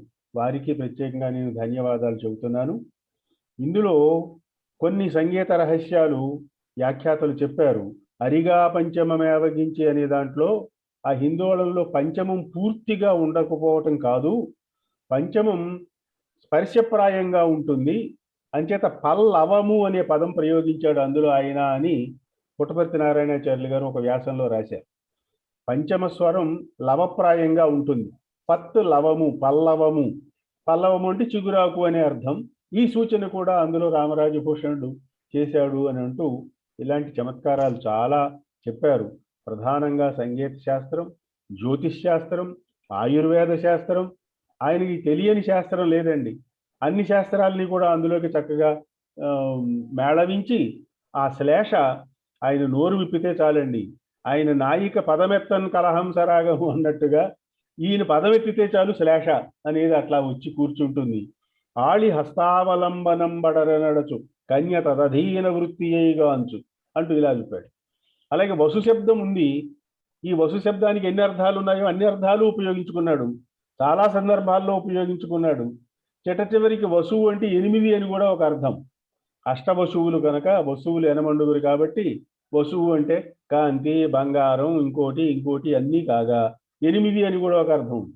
దాన్ని కూడా సూచిస్తూ 888 పద్యాలు 3 8 ఏకంగా వచ్చేటట్టుగా కావ్యాన్ని రాసి అతనికి శబ్దం మీద, శబ్దం తాలూకు అర్థం మీద, దాని శృతి సౌభాగ్యం మీద రామరాజభూషణుడికి ఉన్నంత అధికారం చాలా తక్కువ మందిలో కనపడుతుంది. అసలు ఎవరికీ లేదని అనటం మరీ బాగోదు కాబట్టి చాలా తక్కువ మందిలోనే కనపడుతుంది ఆ అధికారం అనేటువంటిది. ఇది ఇంకొకటి, ఇది వింటున్న సాహిత్య విమర్శకులకు, సాహిత్య జిజ్ఞాసువులకు నేను ఒక చిన్న సూత్రం లాంటి ఒక మాట అంటాను. నేను ఈ ప్రబంధ కవులు అందరికీ కూడా మార్గదర్శనం చేసినటువంటి జంట కవులు నందిమల్లయ్య, ఘంటసింగయ్య. వాళ్ళు వరాహ పురాణం రాశారు. వీళ్ళు ఈ ప్రబంధ యుగానికి కొంచెం ముందు కాలంలో వచ్చింది. కృష్ణదేవరాయల కంటే ముందు వాడికి అంకితం చేశాడు ఆయన. కృష్ణదేవరాయల వారి తండ్రికి నరసానాయకుడికి అంకితం చేశారు ఆ వరాహ పురాణాన్ని. సరే, నందిమల్లయ్య, ఘంటసింగయ్యలో నంది తిమ్మన్న గారు వాళ్ళకి ఎలాగా చుట్టమే. మిగతా ప్రబంధ కవులు కూడా ఈ వరాహ పురాణంలో నుంచి చాలా విషయాలు తమ ప్రబంధాల్లోకి తెచ్చుకున్నారు. పద్యాల ఎత్తుగడలు కానీ, సమాస నిర్మాణం కానీ, ఇలాంటి చమత్కారాలు కానీ, కొన్ని శ్లేషలు కానీ. శ్లేష విషయం వచ్చింది కాబట్టి అది అందుకోసం ప్రస్తావించాను నేను. ఒక నదిని ఒక నాయికగా, జమిలిగా వర్ణన చేయటం వసు చరిత్రలో చాలా కీలకమైన విషయం. శుక్తిమతిని నదిగాను, నాయికగాను, కోలాహలుణ్ణి పర్వతంగాను, నాయకుడిగాను, నదిని నాయికగా కలిపి జమలిగా వర్ణన చెయ్యటం అనేది వరాహ పురాణంలో 3-4 పద్యాల్లో ఆయన అలాగ వాసవిగా అందించాడు. నది, అది 2 పదాలు శ్లేష. అచ్చతెనుగు పదం అది అంటే స్త్రీవాచకం, నది అంటే ప్రవాహవాచకం.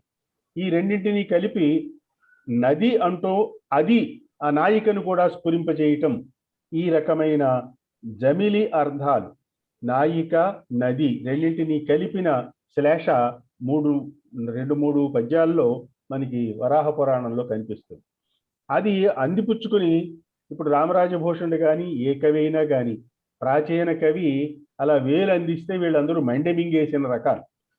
వేలు అందిస్తే మండెమింగేస్తాడంటారే, అలాగా ఆయా లక్షణాలని స్వాయత్తం చేసుకుని తమ దగ్గర చాలా విజృంభింపజేసినటువంటి కవులు వీళ్ళందరూ.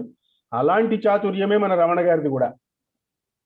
నేనేదో పద్య కవితా పరిచయం అని ఏదో రాసి కాస్త ఊరికి అలా వేలు అందించానంతే. ఆయన మండవింగేసి ఏకంగా ఒక్కొక్క ప్రబంధాన్ని ఆ తీరులో లోకానికి అందిస్తున్నారు. అంచేత నేను మనసారా మరొక్కసారి రమణ గారిని అభినందిస్తూ, దీన్ని నాకు అంకితం చేసినందుకు చాలా ఆనందాన్ని, సంతృప్తిని ప్రకటిస్తూ, నారుమంచి వారి అధ్యక్షత, మంచి ఉపాసకులు, దేవీ ఉపాసకులు, వారి అధ్యక్షతలో ఇది జరగటం నాకు మరింత ఆనందాన్ని చేకూరుస్తోందని అందరికీ మనవి చేస్తూ సెలవు. అందరికీ అభినందనలు, ధన్యవాదాలు. పేతవోలు వారు మాట్లాడిన మాటలు విన్నాక మళ్ళీ వారి క్లాసు బయట ఎందుకు కుర్చీలు వేసుకుని జనాలు కూర్చుని ప్రిన్సిపాళ్ళు, లెక్చరర్లు వినేవాళ్ళు సాక్ష్యాధారములతో సహా దొరికినది. ఒక్క నిమిషం అండి, నేను కూడా ఒక రెండు మాటలు. అలాగే అమ్మా, అలాగే తర్వాత మీరే తల్లి వారి గురించి, ముఖ్యంగా వారి గురించి మాట్లాడాలి. అలాగే తప్పకుండా. కనుక అలాంటి బేతవాలు రామబ్రహ్మం గారు చెప్పినటువంటి 4 పలుకులు అన్నారు కానీ అది మింగటానికి మా లాంటి వాళ్ళకి చాలా కాలం పడుతుంది. కానీ ప్రయత్నం చేస్తామని మాటిస్తూ, ఇక ఈ సభలో చాలా పెద్దవారు చాలా మంది ఉన్నారు. ముందుగా ఈ పుస్తకానికి తమ తొలి పలుకులు అందించిన జ్యోతిర్మయి గారిని మాట్లాడవలసిందిగా ప్రార్థిస్తున్నాను. ఆచార్య బేతవోలు రామబ్రహ్మం గారు అసామాన్యమైన ప్రతిభా వ్యుత్పత్తుల ఖని. వారి పాండిత్యం అనన్యాదృశం. ఎదుటి వ్యక్తిలోని సామర్థ్యాన్ని గుర్తించి ప్రోత్సహించే మనస్తత్వం కలిగిన మహామనీషి.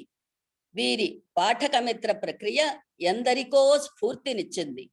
ఇందుకు ప్రత్యక్ష నిదర్శనం తెలుగు పంచకావ్యాలకు పరిచయ గ్రంథాలు రచించడానికి పూనుకున్న బాలాంత్రపు వెంకటరమణ గారే. అటువంటి మహోన్నత సంస్కారం కలిగిన ఆచార్య బేతవోలు రామబ్రహ్మం గారికి రామరాజభూషణుని వసుచరిత్రము పరిచయము అనే ఈ గ్రంథాన్ని అంకితం చేసిన బాలాంత్రపు వెంకటరమణ గారు అదృష్టవంతులు. ఈ గ్రంథం బేతవోలు వారికి అంకితం చేయటం బహుళాంధ్రోక్తిమయ ప్రపంచానికి కలికితురాయి. ఇది ముఖ్యంగా నేను చెప్పదలుచుకున్నది.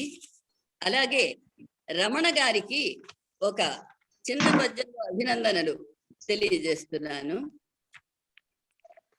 పరమానురక్తితో బాలాంత్రపు రమణ పంచకావ్యములకు వ్యాఖ్యపూని ఆ ప్రవాసాంధ్రుల ఆదరమ్మును పొంది తెలుగు వారింటను వెలుగు నింపి తేట తెలుగులోని తీయందనాలను అవలీలగను తాను అందచేయ సంకల్పమెట్టిదో సాహసముగ వీరు వసు చరిత్రములోని వైభవమును సంకల్పమె. అమ్మా మ్యూట్ లోకి వెళ్ళారు తల్లి, మీరు మ్యూట్ లోకి వెళ్ళారు. అమ్మా మ్యూట్ లోకి వెళ్ళారు.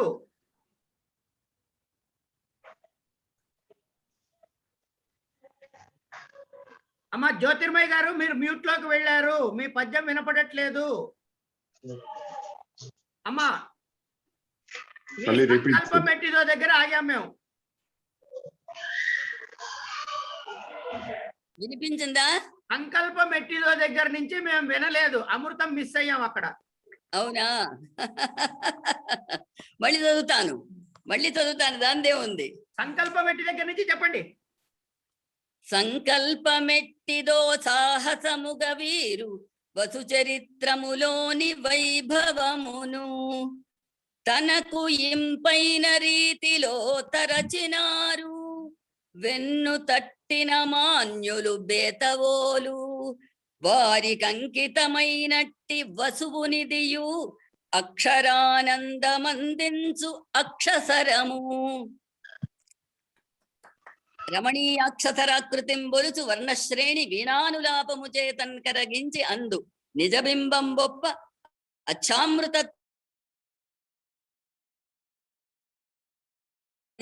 వాణి. ఆ వాణి యొక్క అనుగ్రహంతో వచ్చినటువంటి ఈ గ్రంథానికి నమస్కరిస్తూ ఈ గ్రంథాన్ని అంకితం పుచ్చుకున్న బేతవోలు రామబ్రహ్మం గారికి నా నమస్సుమాంజలు అందజేస్తూ నాకు ఈ అవకాశం ఇచ్చినటువంటి వెంకటరమణ గారికి నా కృతజ్ఞతాంజలి సమర్పిస్తున్నాను. ధన్యవాదాలు తల్లి. మనము కాలమును దృష్టిలో పెట్టుకుని మిగతా మిత్రులందరినీ కూడా వారి ఆశీర్వచనలు రమణ గారి మీద క్లుప్త సుందరంగా వర్షించాలని ప్రార్థిస్తూ సీతా నాగజ్యోతి గారిని మాట్లాడరా? సరే. తర్వాత జి నారాయణరావు గారిని వీడియో ఆన్ చేసుకుని మరీ మాట్లాడవలసిందిగా ప్రార్థన. జి నారాయణరావు గారు.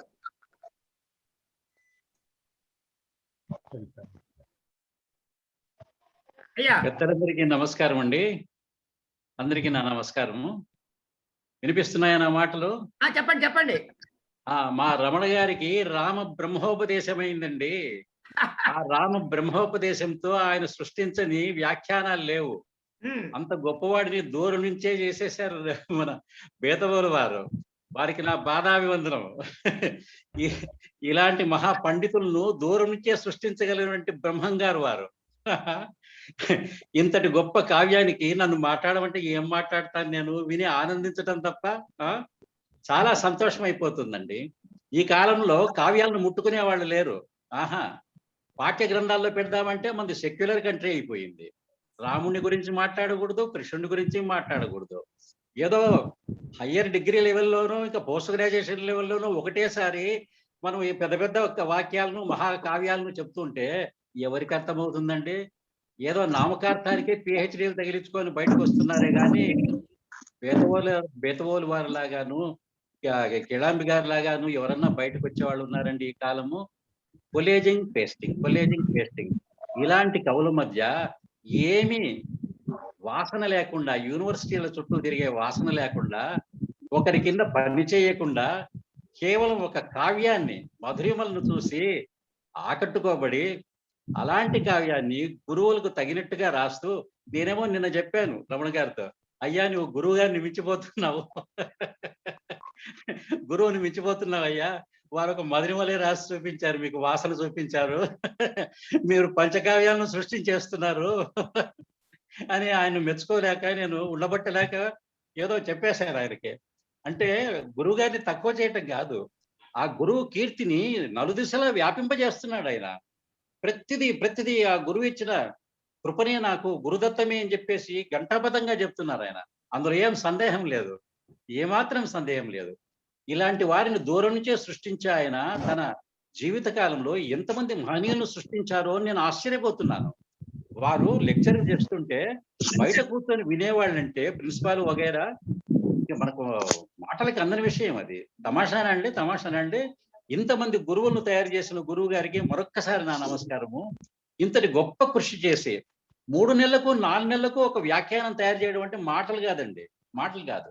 ఇది స్కాలర్లీ రీప్రొడక్షన్ ఆఫ్ వసు చరిత్ర. సామాన్యమైనది కాదు, స్కాలర్లీ రీప్రొడక్షన్. రాజన్న కవి ఏం చెప్పాడు, పుట్టపర్తి గారు ఏం చెప్పారు, మరొకరు ఏం చెప్పారు, జ్యోతిర్మయ్య గారు ఏం చెప్పారు, అందరి అంశాలను తస్కరించకుండా. మామూలుగా ఈ కవులు చేసే పని ఏంటంటే వాళ్ళ పేరు చెప్పకుండా నాదన్నట్టుగా మీసాలు దూతారు. అలా చేయలేదు ఈయన. చాలా వినయశీలి రమణ గారు, చాలా వినయశీలి.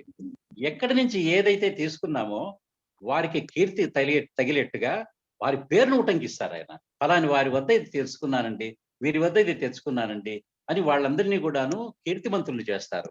అంతటి ఉదారశీలిని మరొకసారి నేను నమస్కరిస్తూ, ఎంత బాగా రాసావయ్యా అని మాట్లాడుతూ, ఉద్ధతరిపు విద్ధ తపనుడు వివు అని చెప్తూ నా ప్రవచనాన్ని ముగిస్తున్నాను. ధన్యోస్మండి. చాలా చక్కటి విషయాల్ని స్పృశిస్తూ మీరు చేసినటువంటి ఈ మాటలు నిజంగా గొప్ప విషయాలు. ఇక్కడ ఈ సందర్భంలో వారు మాట్లాడిన దానికి ఒక చిన్న ఎడిషన్ ఏంటంటే, రీసెర్చ్ స్కాలర్ చేసే పని ఏమిటి?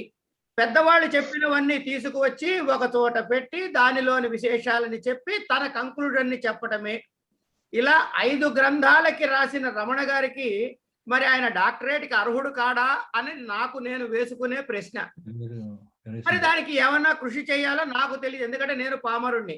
కానీ వారికి ఈ గ్రంథ రచన కోసమని డాక్టరేట్ వస్తే సంతోషించే మొదటి వాడిని మాత్రం నేనే, ఎందుకంటే ఈ మాట నేను అన్నాను కాబట్టి. ఇక మన మధ్యలో డాక్టర్ నెగర్స్ ఉన్నారు. వారు ఫ్రాన్స్ దేశీయులు, తెలుగులో చాలా చక్కటి కృషి చేశారు.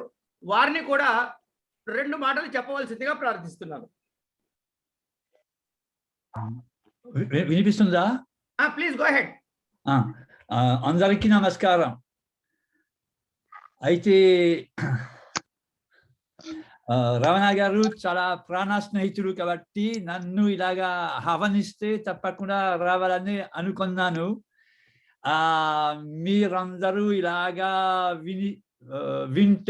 వినిపిస్తే ఈ పద్యాలు ఎంతో చక్కగా కూడా గానం ద్వారా లయబద్ధంగా ఇలా అని చదివితే నేను విదేశీయుడిని కాబట్టి ఎంతో మనోహరంగా ఉంటుందని అనుకున్నాను. అయితే ఆ రావణ అనే పని గురించి మాట్లాడడం అనవసరం నాకు. నాకు ఈ తెలుగు భాష తక్కువ తెలుసు.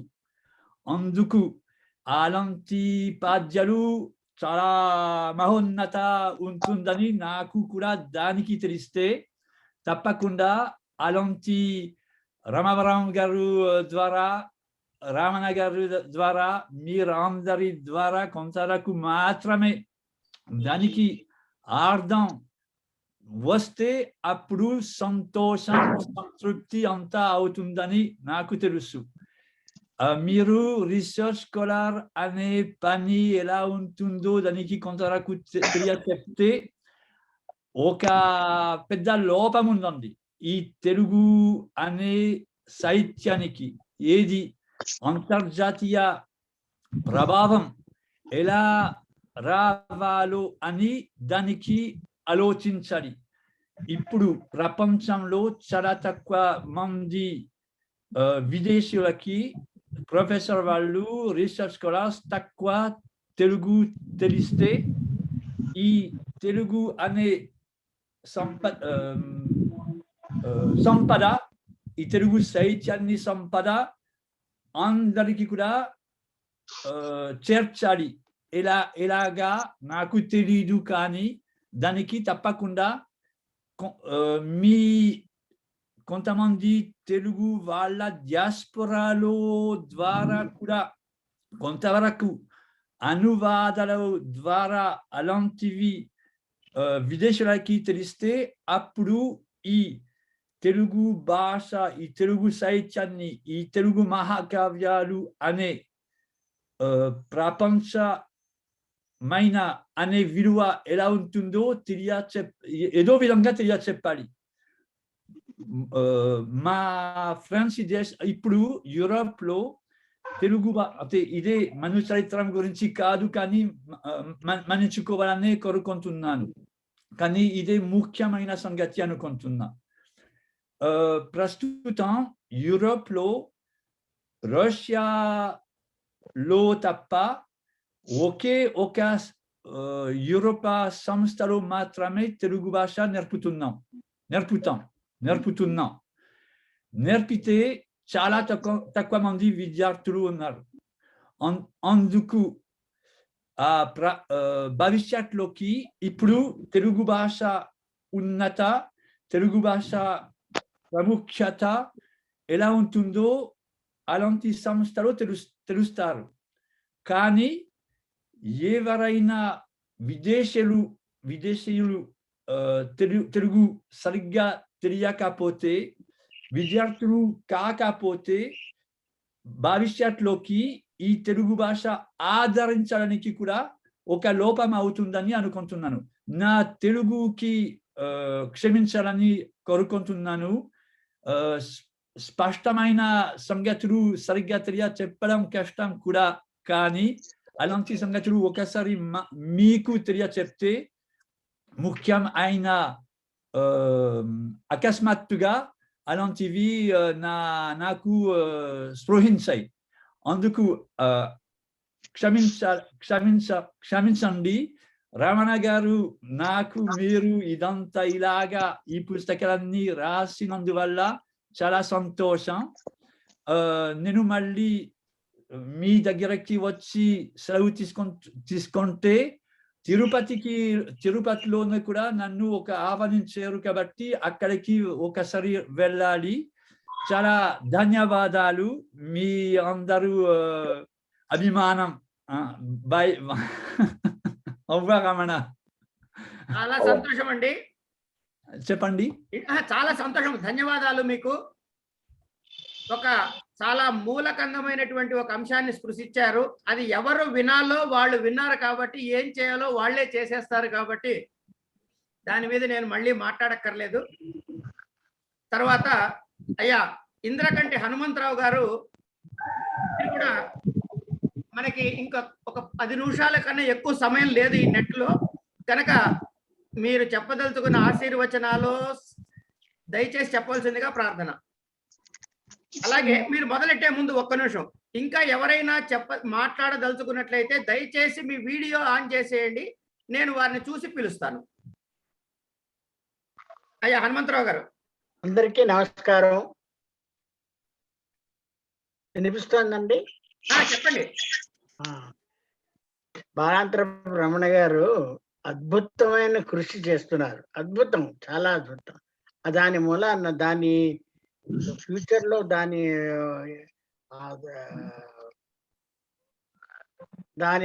ఫలితాలు, సత్ఫలితాలు నెక్స్ట్ జనరేషన్ కి తెలుస్తుందని నా ఉద్దేశం. ఎందుకంటే ఈ ప్రబంధాల్ని అందరికి, నాలాంటి పామర్లకు కూడా దగ్గర చేశారు ఆయన. ఆ బేతవోలు రామబ్రహ్మం గారు అనేటువంటి ఒక ఆ గురువు గారిని అక్కడ కూర్చోబెట్టి పీఠ మీద ఆ స్ఫూర్తితోటి బ్రహ్మాండమైన కృషి చేస్తున్నారు. ఆయనకి పూర్తిగా అభినందనలు చేస్తున్నాను. నమస్కారం. నమస్కారం అండి, ధన్యవాదాలు. క్లుప్త సుందరంగా 4 మాటల్లో సమగ్రంగా చెప్పిన హనుమంతరావు గారికి కృతజ్ఞతలు చెబుతూ డాక్టర్ టి రామకృష్ణ గారిని వారి ఆశీర్వచనాన్ని అందించవలసిందిగా ప్రార్థన. నేను ఆకాశ వీధుల్లో విహరిస్తున్నాను, శ్రీ రమణ గారి పుణ్యమాని, నన్ను కిందికి తీసుకురాకండి. నిజంగా కూడా రమణ గారి ప్రతిభ ఎలాంటిదో చెప్పడం చాలా కష్టం. సంగీతము, సాహిత్యము రెండింట్లోనూ వారికి ఉన్నటువంటి అభిరుచి మాత్రమే కాదు, వారికి ఉన్నటువంటి ప్రావీణ్యానికి నేను పరవశిస్తున్నాను. వారు నాకు అప్పుడప్పుడు సంగీతం కూడా వినిపిస్తూ ఉంటారు మా ఇంట్లో, అందులోనూ అది చాలా పెద్ద అదృష్టంగా నేను భావిస్తున్నాను. వారి కావ్యానికి నా జోహార్లు, వారి ప్రతిభకు కూడా నా జోహార్లు అర్పించుకుంటూ సెలవు. రామకృష్ణ గారు ఒక చక్కటి విషయాన్ని స్పృశించారు. అయితే ఆయనకున్న ఆనందాన్ని చెడగొట్టడమే నా ఉద్దేశం ఇక్కడ. ఏంటంటే ఆయన ఏదో పాపం అమాయకంగా ఆయన ఒక్కరికే సంగీత సాహిత్యాలు రమణ గారు వినిపిస్తారు అనుకుంటున్నారు. రమణ గారితో సంబంధం కలిగిన ప్రతి వారికి ఆ అదృష్టాన్ని వారు కల్పిస్తున్నారు. కాకపోతే సద్గురువుల లక్షణం లాగా ప్రతి శిష్యుడు ఈ గురువు నా ఒక్కడికే ఎక్కువ చదువుతున్నాడు అనే భ్రమలో ఉంచుతారు శిష్యుల్ని. గురువు మాత్రం అందరినీ సమానంగానే ప్రేమిస్తారు. వారి వాత్సల్యము. అమ్మా హేమమాలిని గారు, మీరు ఏమన్నా మాట్లాడతారా?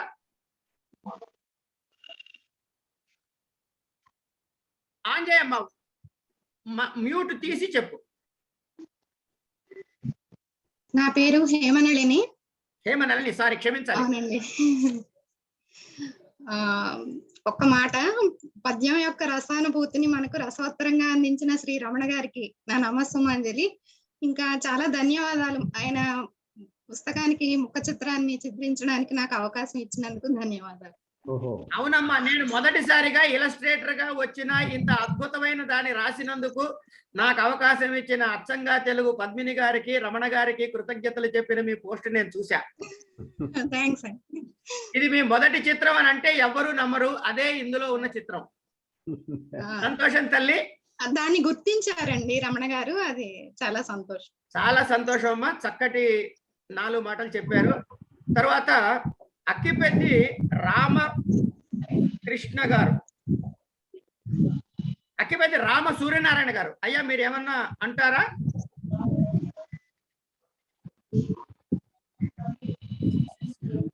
మీరు చెప్పదలుచుకుంటే అన్మ్యూట్ చేసుకుని వీడియో ఆన్ చేయండి అయ్యా.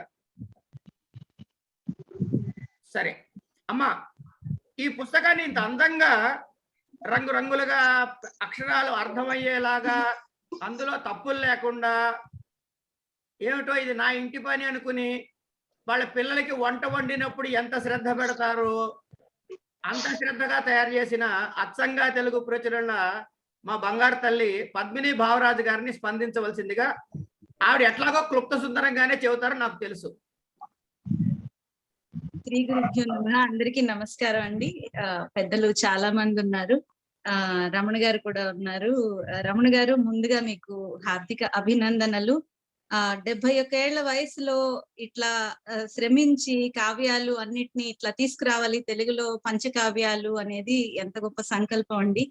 అలాంటి సంకల్పానికి ఏ ప్రభుత్వాలు, ఏ గొప్ప గొప్ప వ్యక్తులు దన్నుగా నిలవకపోవడం నాకు ఈ పుస్తకం విషయంలో చిన్న బాధ కలిగించిన అంశం ఏంటంటే, ఈ పుస్తక ప్రచురణకు రమణ గారు ఆయన బంగారు గొలుసు తాకట్టు పెట్టాల్సి వచ్చింది. అది ఇప్పుడు గొలుసులు నేను కూడా వేసుకోవచ్చు, కానీ చెప్పొద్దంటున్నారు చూడండి. నన్ను భయపెడుతున్నారు, మీరందరూ నాకు సపోర్ట్ గా నిలవాలి.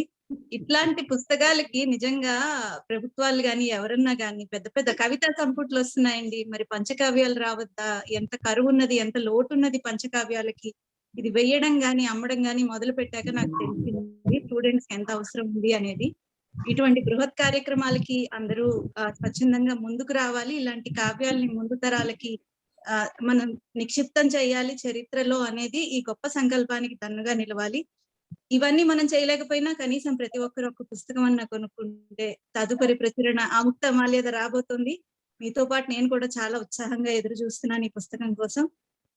ఈ చక్కటి పుస్తకాలన్నీ ప్రచురించే అవకాశం నాకు ఇచ్చినందుకు రమణ గారికి నా కృతజ్ఞతలు. పెద్దలందరికీ నమస్కారం. చక్కగా చెప్పారమ్మా. అక్కిపైది రామసూర్యనారాయణ గారు వీడియో ఆన్ చేశారు, కానీ మైక్ కూడా ఆన్ చేసి 4 మాటలు చెప్పండి. అందరికీ నమస్కారం అండి. ఈ కోట లక్ష్మీనరసింహం గారు మా మేనత్త గారు అబ్బాయి. ఆయన ద్వారా నేను రమణ గారి యొక్క మనుచరిత్ర పుస్తకం చదివాను. నేను చాలా సంతోషించాను. నేను అలాగే బేదవాళ్ళ రామబ్రహ్మం గారు అందరూ కలుసుకోవడం నిజంగా చాలా ఆనందంగా ఉంది. రమణ గారు ఇలాగ ఇంకా పంచకావ్యాలకి ఆముక్త మాల్యద కూడా రాసి ఈ ఆంధ్ర పాఠక లోకానికి ఆనందం కలిగించాలని అని కోరుకుంటూ ఆకాంక్షిస్తూ అందరికి నమస్కారం చేస్తూ విరమిస్తున్నాను. సంతోషం అండి, చాలా చక్కగా చెప్పారు 2 మాటలైనా కూడా. ఇంకా రుక్మిణి చాగంటి గారు ఉన్నారు, మీరు ఏమన్నా చెప్తారా తల్లి? లేకపోతే మనం తర్వాతి కార్యక్రమంలోకి ప్రవేశిద్దాం.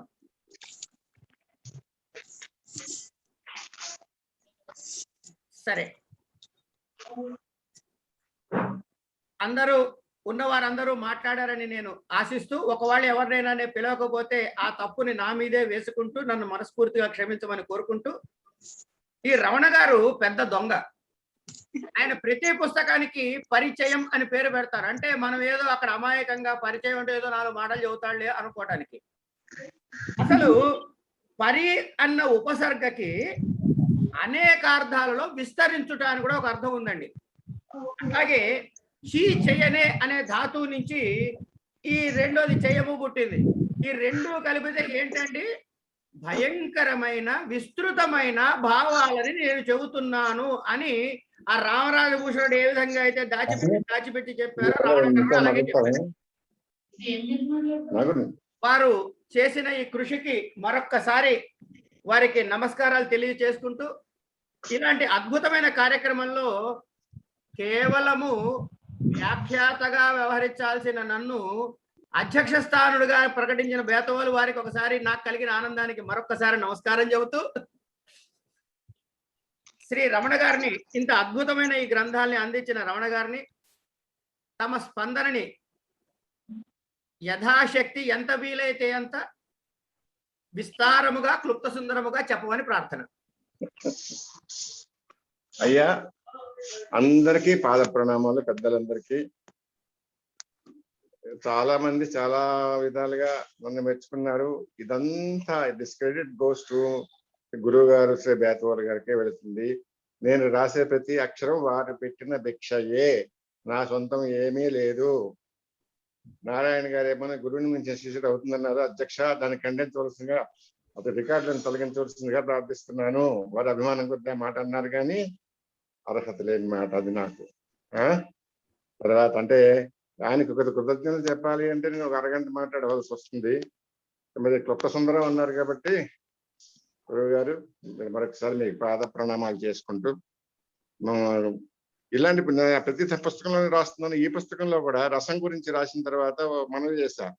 ఇలా రసం ధ్వని ఇంకా ఎన్నెన్నో ఉన్నాయి. ఇవన్నీ రాయాలంటే పెద్దలు పండితులు రాయాలి. నేను రాసేది ఓన్లీ నాకున్న అల్పజ్ఞానంలో వాటి అర్థాలు నాకు అర్థమైనంత వరకు, నేను చదివినంత వరకు, విన్నంత వరకు, నా బోటి పామరులకి మాత్రం వాళ్ళ కోసం పరిచయం కోసమే రాసుకుంటున్నాను.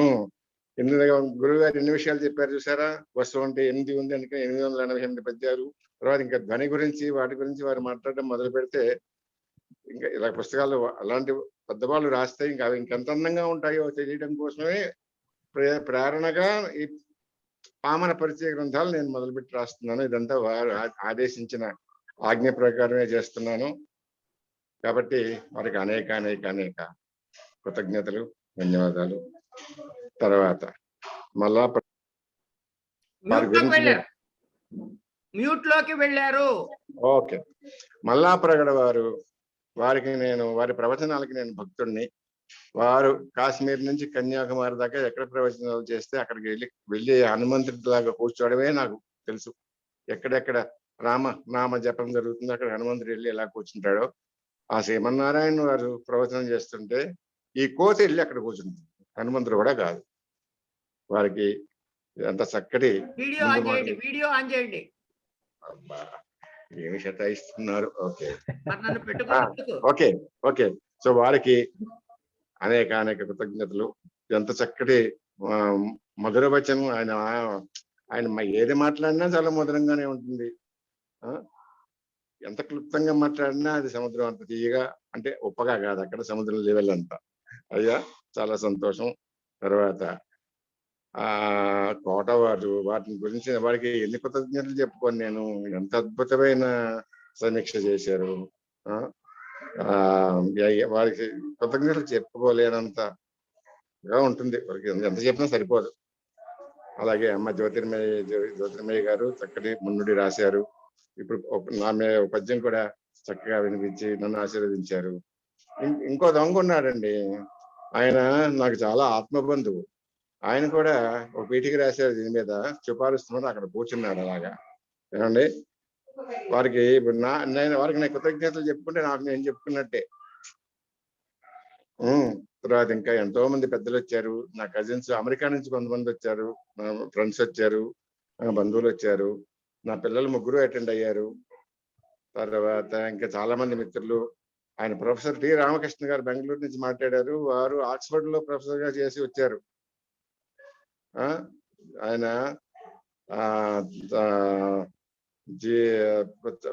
పిహెచ్డీలు చేసి పిహెచ్డీ స్టూడెంట్స్ ని తయారు చేస్తుంటారు. అది మామూలుగా విషయమే. ఐఏఎస్ పేపర్లు వాళ్ళకి పేపర్లు సెట్ చేస్తుంటారు. అంతటి మహానుభావుడు. అరవిందో భక్తులు. ఆయన అరవిందో గారు సావిత్రి తెలుగులో రాశారు. ఎంత అద్భుతంగా రాశారో చెప్పలేను. మంచి కవి. అలాగే మన గుంటూరు నారాయణ గారు, కడప వారు కూడా సుందరకాండ అత్యద్భుతమైన పద్య కావ్యం రాశారు. వీళ్ళందరూ నా మీద ఎంతో ప్రేమతోటి, అభిమానంతో నన్ను ఆశీర్వదించడానికి వచ్చారు. నాకు శుభాకాంక్షలు తెలిపారు. అందరికీ పేరు పేరున, మిగతా వచ్చిన అతిథులందరికీ పేరు పేరున కృతజ్ఞతలు.